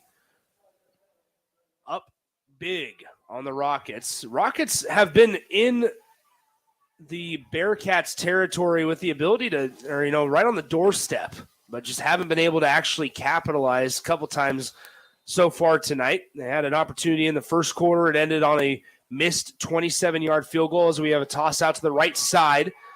And it's going to be a stiff arm on the far sideline. And how about number 38, Lane Jacobson, a 5'9", 174-pound running back, throwing number 83, Evan Davis, down to the turf. Lane Jacobson is the same one that had the big hit when he was on defense. That's right. And look, when you are a backup, and obviously Lane's a younger player, you're going to have to play both ways. And so a really good job of him being physical. He had a Derrick Henry type stiff arm, and he had some speed there to catch the corner as well. 1st and 10 from the Rockets' 37-yard line. Shedding the tacklers, the ball carrier across the 30, down at the 29-yard line is number 38, Lane Jacobson. We are under a minute to go here in quarter number 3. 48 zilch is where we're at. Tomorrow night, reminder, 7 p.m., Omaha West Side, Millard South. Probably the game, the number one most. What's a half a decade? What's 5 years? This is the game of a half a decade. Okay. The biggest game. Just be that. The biggest game in the last 5 years. Even more so than the state championship last year with Zane Flores, you think? As we have a run out far side, 3 penalty flags all thrown at the 23. So this one will be coming back. Maybe the first year. Last year, I don't think Gretna was as good. Okay. But they had the little mishap with a player that was their 8th team receiver was on their team that won them the state championship. That's right. I just think with the plethora of, I think Zane Flores was the ultimate eraser. He made it. He raised the play of everybody else. I think on paper, this game tomorrow is potentially could be one of the games that people think about or talk about for quite some time. Yeah. As you talked about earlier, it's one of those where in 5-7 years, we'll look back and say, all right, these were the rosters and they were all on one field at the same time. Yeah. So. It just happens. It's magical. Everything kind of, makes up. I hope the game lives up to the hype. If not, then, you got time to get better and meet again, possibly in the state championship. So it's going to be a blindside block on Kearney. So that puts it back 2nd down and 10 at the Rockets' 37-yard line. Looks like Brandon Kuhl, the head coach for the Bearcats, asking for an explanation. Now we're ready to go. 23 seconds to go here in the quarter number 3. Shotgun set for Kearney. Snap back. Corralled by Crackle. Now pass caught. Far side. And he is gone. Number 3, Carson Baker from 37 yards out on the quick pass from Jake Crackle. Just strolls in. I'm not sure he was even touched by a single Rocket defender there, Jay. And the Bearcats have passed the 50-point mark. Yeah, that was a good little quick screen to Carson Baker, the touchdown maker. It's a play that they had down here on the left side where they got the face mask. And what he did was he caught it, got right up on the numbers, and hit the sideline, and he's fast enough to outrun the angle. So, when you're keeping, score from halftime, you're down 14-0. Yeah. And now you only have one quarter, so you might only get one more possession, maybe 2, depending on how your defense plays. And a lot of the things that you saw out here for the plays for Kearney versus the defensive plays for Northeast was being in position, lack of tackling, and lack of aggression at times. So you want to say, listen, we got one more series left. We're not playing against the starters. Let's go out there and play as hard as we can. If offensively you found something with Jason Brown being explosive, but then let's try to work the tight end a little bit. Levi Sherman, let's see if we can get him going, whether it's running the ball or catching the ball. And then also let's try to, create some new plays and new opportunities for guys because you should be confident because you drove it all the way down there 75 yards and then unfortunately threw an interception in the end zone. So just 10 seconds remaining here in the third quarter, 55-0. Kearney with the large advantage over Lincoln Northeast here at Seacrest. Nick Sainert, Jay Foreman, Harrison Arns back in the 93.7 The Ticket Studios at 10th and O Street. Once again, 55-0. So Kearney will boot this one away as it's a good kick, tailing towards the end zone, and it will go through the end zone for a touchback. So we'll probably have one play here from the Rockets offense before we go ahead and take a brief timeout for the end of the third quarter. Yeah, I mean, it's right now the Rockets, the time is now. You're on the doorstep of scoring. That needs to be the goal. Execution and score. You're not going to come back after 56 points. That's fine, but you can win this series. You can win this down. It's very simple to play one play at a time. Everybody thinks it's coach speak, but for this Northeast team, it has to be the way of life and how they have to finish this game. So 1st and 10 from their 20-yard line. Turn. They'll fake the handoff. Brown rolling to his left, throws towards the sideline, and it's going to be – they came down with it, and they're going to say he did have a foot down inbounds. And so Kearney will get the football to start the fourth quarter. At the end of the 3, it's 55-0. Lincoln Northeast down big to the Kearney Bearcats right here on 93.7 The Ticket. Stretch, adjust, heal. At Spine and Sports Chiropractic and Physical Therapy, we believe in the power of precise alignment. Our skilled chiropractors listen, understand, and treat your body's unique needs, offering a personalized pathway to peak performance. Don't let back pain knock you out of the game. Step into our clinic and walk out with a renewed strength. Spine and Sports Chiropractic and Physical Therapy, pushing the boundaries of health and wellness. Treatment begins with you. Step back into life today.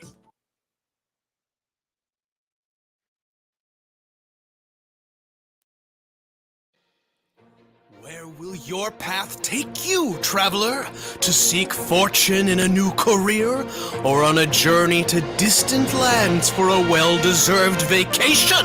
Wherever you go, one distraction could spell disaster. You can change your fate, adventurer. Don't drive distracted. Paid for by the NDOT Highway Safety Office. Now back to high school football on 93.7 The Ticket and theticketfm.com. Start of the fourth quarter, 55-0 is the score between Kearney and Lincoln Northeast. Nick Sainert, enthusiastic Jay Foreman, and Harrison Arns hanging out with you right here I'm at in the building. Seacrest Field. Yeah, you ready? Look, man, I want to see Northeast continue along doing positive stuff because they had a chance in the first play. They tried to run like a bootleg with a 7 cut. The problem was they were throwing it from the hash to the other side of the numbers. That's a recipe to get picked off. They'll turn. Bearcats will hand it off to number 9, Trevor Peterson. Very short gain of just 3 yards. Maybe one of the shorter gains we've seen all day so far. It was a good job by Northeast defenders. Now you're seeing I think they're starting to realize that they got to get a whole bunch of guys in. The young guys in, they swarmed them up there for a 2-yard gain. And right there, these are the things that you look, like as a coach that I want to see because some of these young players might have to, play the next game, but some of these young players need to be, counted upon next year. So, this is about development. This isn't a time just to take it on the chin. This is a time to get something positive out of a negative situation. 2nd down and 8. Under 12 minutes to go. Toss out to the left side. Great tackle by number 52. Number 52, Carter Blackstock. Gets stops him for a short gain of maybe 2 more yards. He'll make it 3rd down and 6. Yeah, really good job by Carter there. It was a kind of a toss sweep where they're in the pistol formation and just toss it out to the running back and try to get an edge. They weren't able to get the edge, so that's a positive that they were able to set the edge. And then Carter did a good job of getting off the guard's block and making a tackle for a 2-yard gain. So 10:43 to go, fourth quarter, 55-0. Kearney with the large lead over Lincoln Northeast. Snap back, they'll run the misdirection. 1st down and more for the running back across the 30-yard line down at the 28. As number 38, Lane Jacobson, the ball carrier. Lane Jacobson is finally getting his chance to run the ball. And, obviously made a name for himself with that big hit, but he's coming straight ahead. And it's kind of like a little bit of a delay inside zone.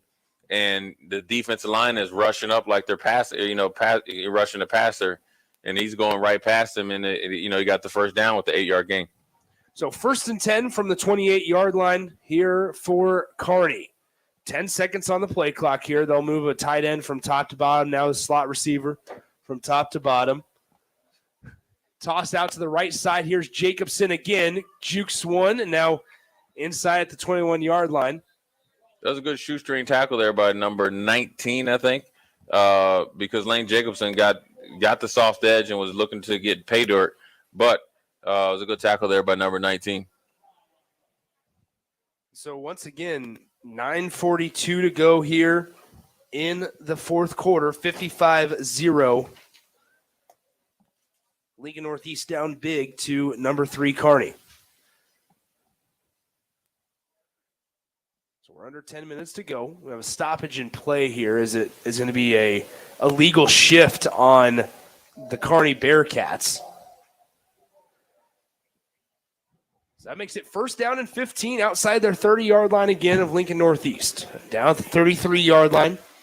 Yeah, this is something that if I'm the Northeast defensive coach, this is, listen, we got them behind the chains, and now we got to learn how to play situational football as a young team. And now they're running this sweep out here, and it's a good job, excellent job there by the left corner of being patient, number 19. Mm-hmm. And sometimes when you're setting the edge, what they want to do is see if you dip your head inside and take the cheese, per se. But number 19 for Northeast, Carter Amory did a really good job of being patient, setting the edge, holding force, and then shedding the block and making the tackle for no gain. That's what you want to see from some of your players right there, Nick. First of all, you want to see them compete, right? That's playing hard. That's the first part. But competing is doing the right thing under adverse situations when it's not, ideal for you. And so, Carter did a really good job there of competing and playing football. Snap, handed off. Jacobson. There you go. Another sheds good one play. tackle. Nice Levi job Sherman right there. Good job of reading it. Right now, Kearney's doing you a favor of running the ball, but listen, you're getting good practice in here. Good job by Levi Sherman defeating the block, coming up and making the tackle for a 3-yard gain. Now it's 3rd down. The goal needs to be get them to 4th down. I don't know if Kearney will kick a field goal or try to pooch punt it or go for it, but the goal is right now not to give up enough yardage where they have to contemplate to go for it. Let's shut them down one more time and try to get the ball back because the clock should be running and it might be the last possession for the offense. So 3rd down and 12. Ball is placed on the Rockets' 31-yard line here in the fourth quarter. They'll toss it right side. A lot of running room here for the ball carrier. Jukes back towards the center of the field. He's going to be a couple yards shy of that 1st down marker on that play. So now it's decision time, and I would assume that Coach Cool of Kearney will just keep the offense on the field and try to run. It's about 4th and what? 3 down play, yes. 4th and 3. So if I'm Northeast, I'm thinking it's going to be an inside handoff, right? It's kind of been their go-to play all game, obviously, when they need to get a big play or get some, much-needed yards. So if I'm Northeast, it's not just the players going out there competing. It's the coaches go out there and try to call calls that you think are situationally needed to be successful. 7:21 to go. Oh, and there's going to be a false start. It looks like number 71 and the left tackle, number 73, both jumped a little. And the quarterback jumped. Yeah. How about that? Yeah. False start. So now that makes it 4th down and 8.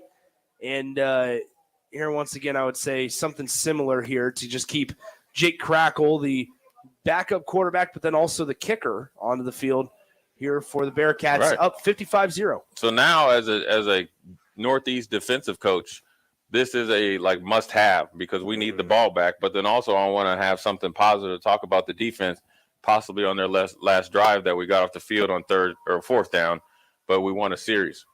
7:02 to go. Quick pass out right side, caught at the 25-yard line. And he's going to be well short of the 1st down marker, and that's a turnover on downs. Turnover on downs. And you see the fans here at Northeast, they recognize it, right? It hadn't happened much, all game, let alone maybe all season. So that's a good job by this young Northeast defense to go out there and play football and compete and have some passion. And so you look, you have to take these little positive things from a game like this, playing against a team that you're, overmatched by, and obviously by experience, physicality, and better playmaker. So now the offense is getting it with 6.5 minutes left. It's the same type of mentality. Look, we drove it all the way down there and gave it away. Why not just do it again? We might not be able to do it the same way, obviously throwing it deep, but let's end this game on a really good series. Let's not be shut out. Let's have some pride about ourselves. Well, we're going deep. As they're going to take a shot here on the near sideline. Is nice job tipping that one away by the Kearney defensive back. Number 2 was in coverage there for the Bearcats. Jay, that's what I was going to ask you. Is if you're Lincoln Northeast, your head coach Javante Boyd, whenever you watch film, whether it's tomorrow at practice, whether it's Saturday, what do you look at? Because there wasn't a whole lot of good things to necessarily take away from this one. But can you just kind of spin that into, all right, a lot of learning? Well, number one, you should have a standard that we always play hard. So that's the main thing that you're going to look for, along with execution. Were you trying with the right intent to do the things that we've coached and called during the game? And if that's happened, then that's a positive. And you got Levi Sherman breaking 4 or 5 tackles right here, and he's competing and trying to execute to the very end. So those are the type of things that you look at. You can't say, okay, well, you can't watch the tape expecting to win when you're down 56-0, or 55-0. So what you have to do in these type of games is look at the things that are your program builders: effort, execution, the size and experience. You can't change that, right? Yeah. But you can change effort and execution. So you have to. It's kind of a tricky thing. Is like if they're not executing, regardless of who you're playing, does that mean the playbook is a little bit too much? That you put in, or do we need to simplify it? Or, in some cases, maybe need to add more. I think right here, as we came back to action, you had Jason Brown going deep to number 10, and something that they think, like I said, right? They have good skill players. They have guys that can run. And number 10, Brecken Wilkie can, get up and go. He's a tough kid and can make 50-50 catches. And Jason Brown doesn't have quite the arm strength to get it to him, but that's something that Northeast knows that they can go back to. So Brown will, on 4th down, just punt this one away. It's going to be blocked by a defensive lineman and recovered by a Rockets offensive lineman. So where that ball will just be blown dead at the 27-yard line. Let me ask you this, Lincoln Nick. Northeast. Let me ask you this. You're down 55-0. Yeah. And it's 4th and 6. Do you punt? No. Yeah, go for it, right? You got to figure it out. I'm trying to run my best. That's another play. It's another play, and we need plays because we haven't been getting many first downs. I know 2 series ago, or in this case now 3 series ago, we were able to drive it down there. But really our main offense, cannot be even next week against Westside or moving forward in the next coming years to, hike the ball and go deep. And yes, the squib kick maybe because we've seen the punting wasn't very good. But ultimately, if you lose 55-0 or 62-0, is there a big difference? And really, the best thing you can do, because you had a really good play to Levi Sherman. You might be able to run that to get a 6-yard play. You could maybe potentially run some crossing routes and get an edge and get a first down. Now you're looking at it where the offensive unit will most likely not get back on the field. Handoff here on 1st down. We'll go for a short gain of 2 or maybe 2.5 yards up, just shy of the 25-yard line of the Rockets. So brings up 2nd down and 8 coming up for the Bearcats offense, who they'll improve to 7-1 this season. The Kearney Bearcats will. What do you think? Where do you think Kearney Bearcats fit in against the Lincoln East, the Grand Islands, the Millard West, is Bellevue West? Is Bellevue West going to make the playoffs? Yes. Those type of teams. Where do you think how do you think they match up? I think as long as they can get a running game going, they're going to be just fine. Right. I think they can. They showed that they have the speed, not only from their running backs, but just also the blocking up front. Right. Now, obviously, maybe this is a tough one to judge, but they have obviously 7 previous games of work. Yeah, and they beat Lincoln East out there. It was a little bit of a weird game because it was on weather delay, and Lincoln East was winning before the hour or something like that delay. I'll say this. I mean, we saw for a brief moment here today. I mean, for maybe basically a quarter and a half, we saw their starters out here.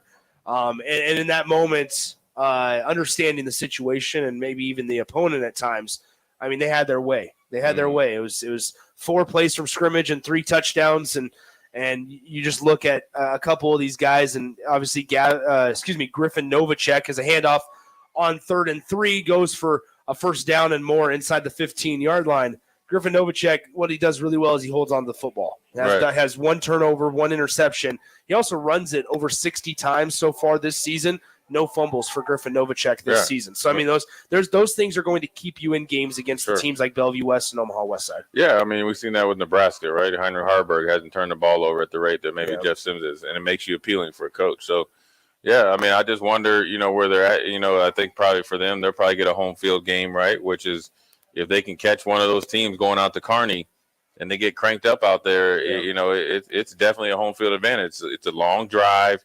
You're going to be playing at night. It's going to probably be a little cold. And by them being physical like that, they won't make you quit, but they can definitely, decrease the speed gap, athletic ability gap. So, and they have a good culture and they know who they are. And so that's where those are the teams that, if I'm another coach, that's who you worry about. You think, you won't lose, but, teams like that can be dangerous, especially if they're able to get a little bit more explosive as far as being to throwing the ball down the field as well. So Kearney's just going to kneel this one out. They'll have to probably kneel it 2 more times here. So really, do you think they need to tell Mario Cristobal this?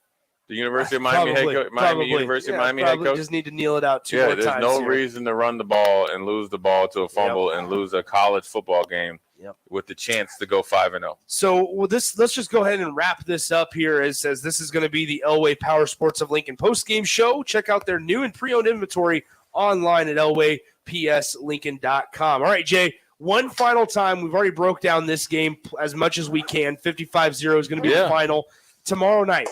It's a big one. Number 1, Omaha West Side. Number 2, Millard South. A lot of names. How does each coach prepare their team to go up against the best opponent that they're going to see this year? Well, I think the biggest thing they got to do is make sure they do what they do best, right, and stay in your own lane. And then obviously just rise to the occasion. Don't give them nothing cheap. Don't get caught up in the moment. You know it's going to be a packed house. It's going to, regardless of the weather. So go out there and execute and play up to your best ability. I think one of the things that you got to tell them when you're going in the biggest game, do not lose focus. The job is not about you. It's about the wins. It's about the team. Don't worry about getting into one-on-one battles, shoving matches. Just go and just one play at a time. And the great thing about it is when you look across the line, there's a dude that can kick your butt, but then also he knows it's the same thing. So it's going to come down to, again, the same thing. It's going to be, situational football. Maybe a blown coverage, maybe like we've seen it, times out here where, having to burn an early timeout, right? Which then hurts you, finish in a half. How you start the second half. How do you adjust to some of the things that maybe Millard South is going to probably try to throw at that West Side defense that, they haven't been challenged much. And then what is, West Side going to do, to this Millard South offense? Are they going to try to confuse the quarterback? Are they going to try to run multiple coverages? Are they going to try to run things and take away the deep shots to let a blitz package or Christian Jones get their pass rush? So it's going to be a chess match, and the coaching staffs are probably meeting right now, going through their final adjustments, and the players have just got to go out there and execute. It's going to be a good one. Your final score here from Seacrest, 55-0, Kearney.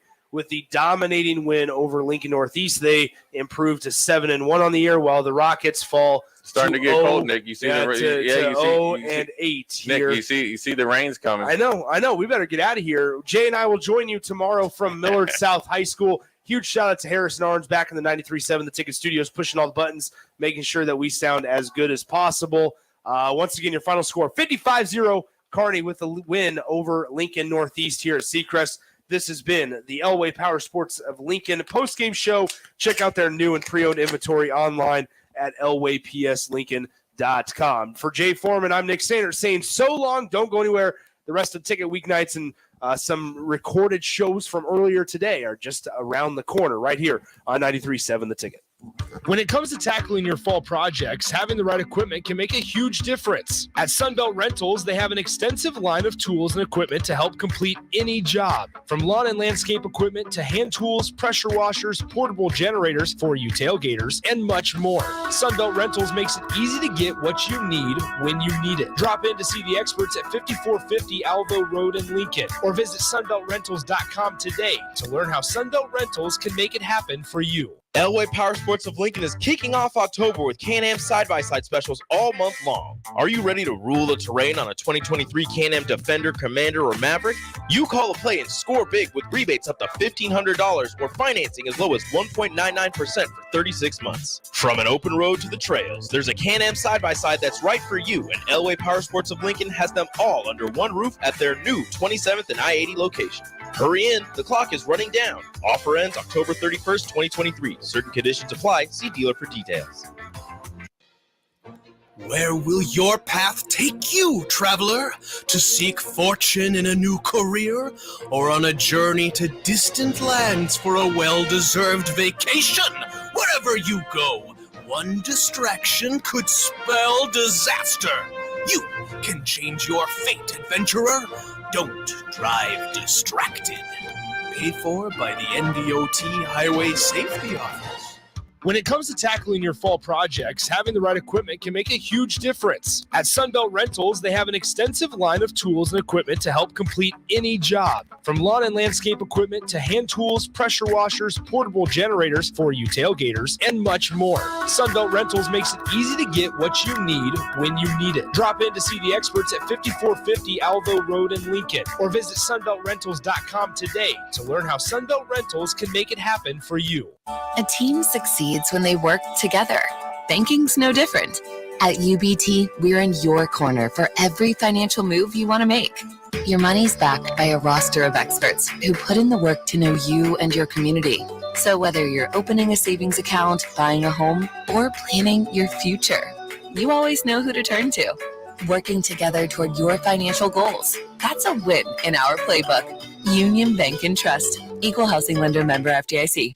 The best way to learn about Southeast Community College is to visit. SCC's Career Days will provide you with a hands-on experience as you learn alongside SCC faculty and students and industry partners. Explore careers in healthcare, construction, ag, automotive, manufacturing, engineering, power sports, transportation, or technology. See your options at southeast.edu/visit SCC. SCC, your path to possible.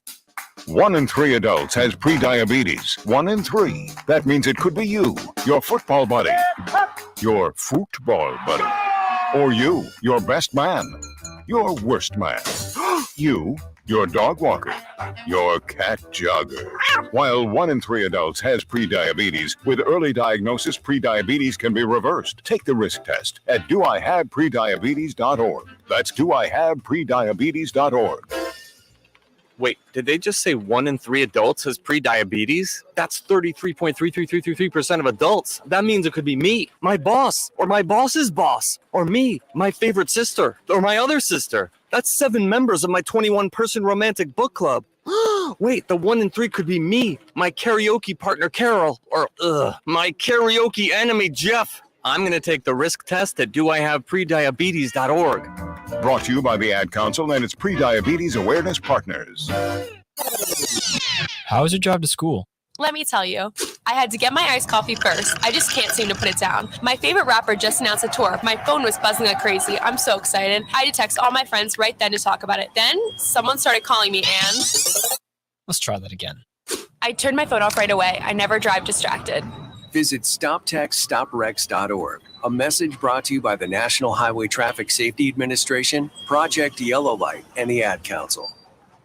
Getting experience to jumpstart a meaningful career can be difficult, and education can cost a fortune. Luckily, AmeriCorps can be the solution. With AmeriCorps, you'll earn a stipend and education award while helping people. Plus, you'll gain professional skills and make connections to help you build your career. If you're ready to start a career you can be proud of, visit serve.nebraska.gov/service to find a program for you. Paid for by Serve Nebraska, aired with the Nebraska Broadcasters Association and this station.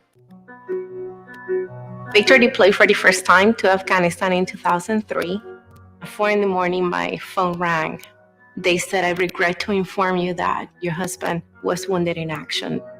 Victor sustained a moderate traumatic brain injury. I was doing school full-time, and I was also then caring for Victor. One of the most important elements of caregiving is taking care of yourself. I just didn't want to forget that I also had goals and that I also had a life. What I did is I challenged Victor to meet me halfway. There are almost 6 million military and veteran caregivers across the nation. We have our own journey, and we can fulfill that journey at the same time that we are helping our loved one. Visit aarp.org/caregiving for a free military veterans guide to navigate your caregiving journey and better care for your loved one and yourself. Brought to you by AARP and the Ad Council. Serve Nebraska believes that volunteers are part of what makes Nebraska great. Each year, the Step Forward Awards honors volunteers from across the state who serve their communities in outstanding ways. We hope you'll join us this year at the Step Forward Awards luncheon on October 27th in Omaha. Help us thank volunteers with a celebration to remember. To register, visit serve.nebraska.gov and click Register Now. We hope to see you there. Paid for by Serve Nebraska. Aired with the Nebraska Broadcasters Association and this station. Alexa, play 93.7 The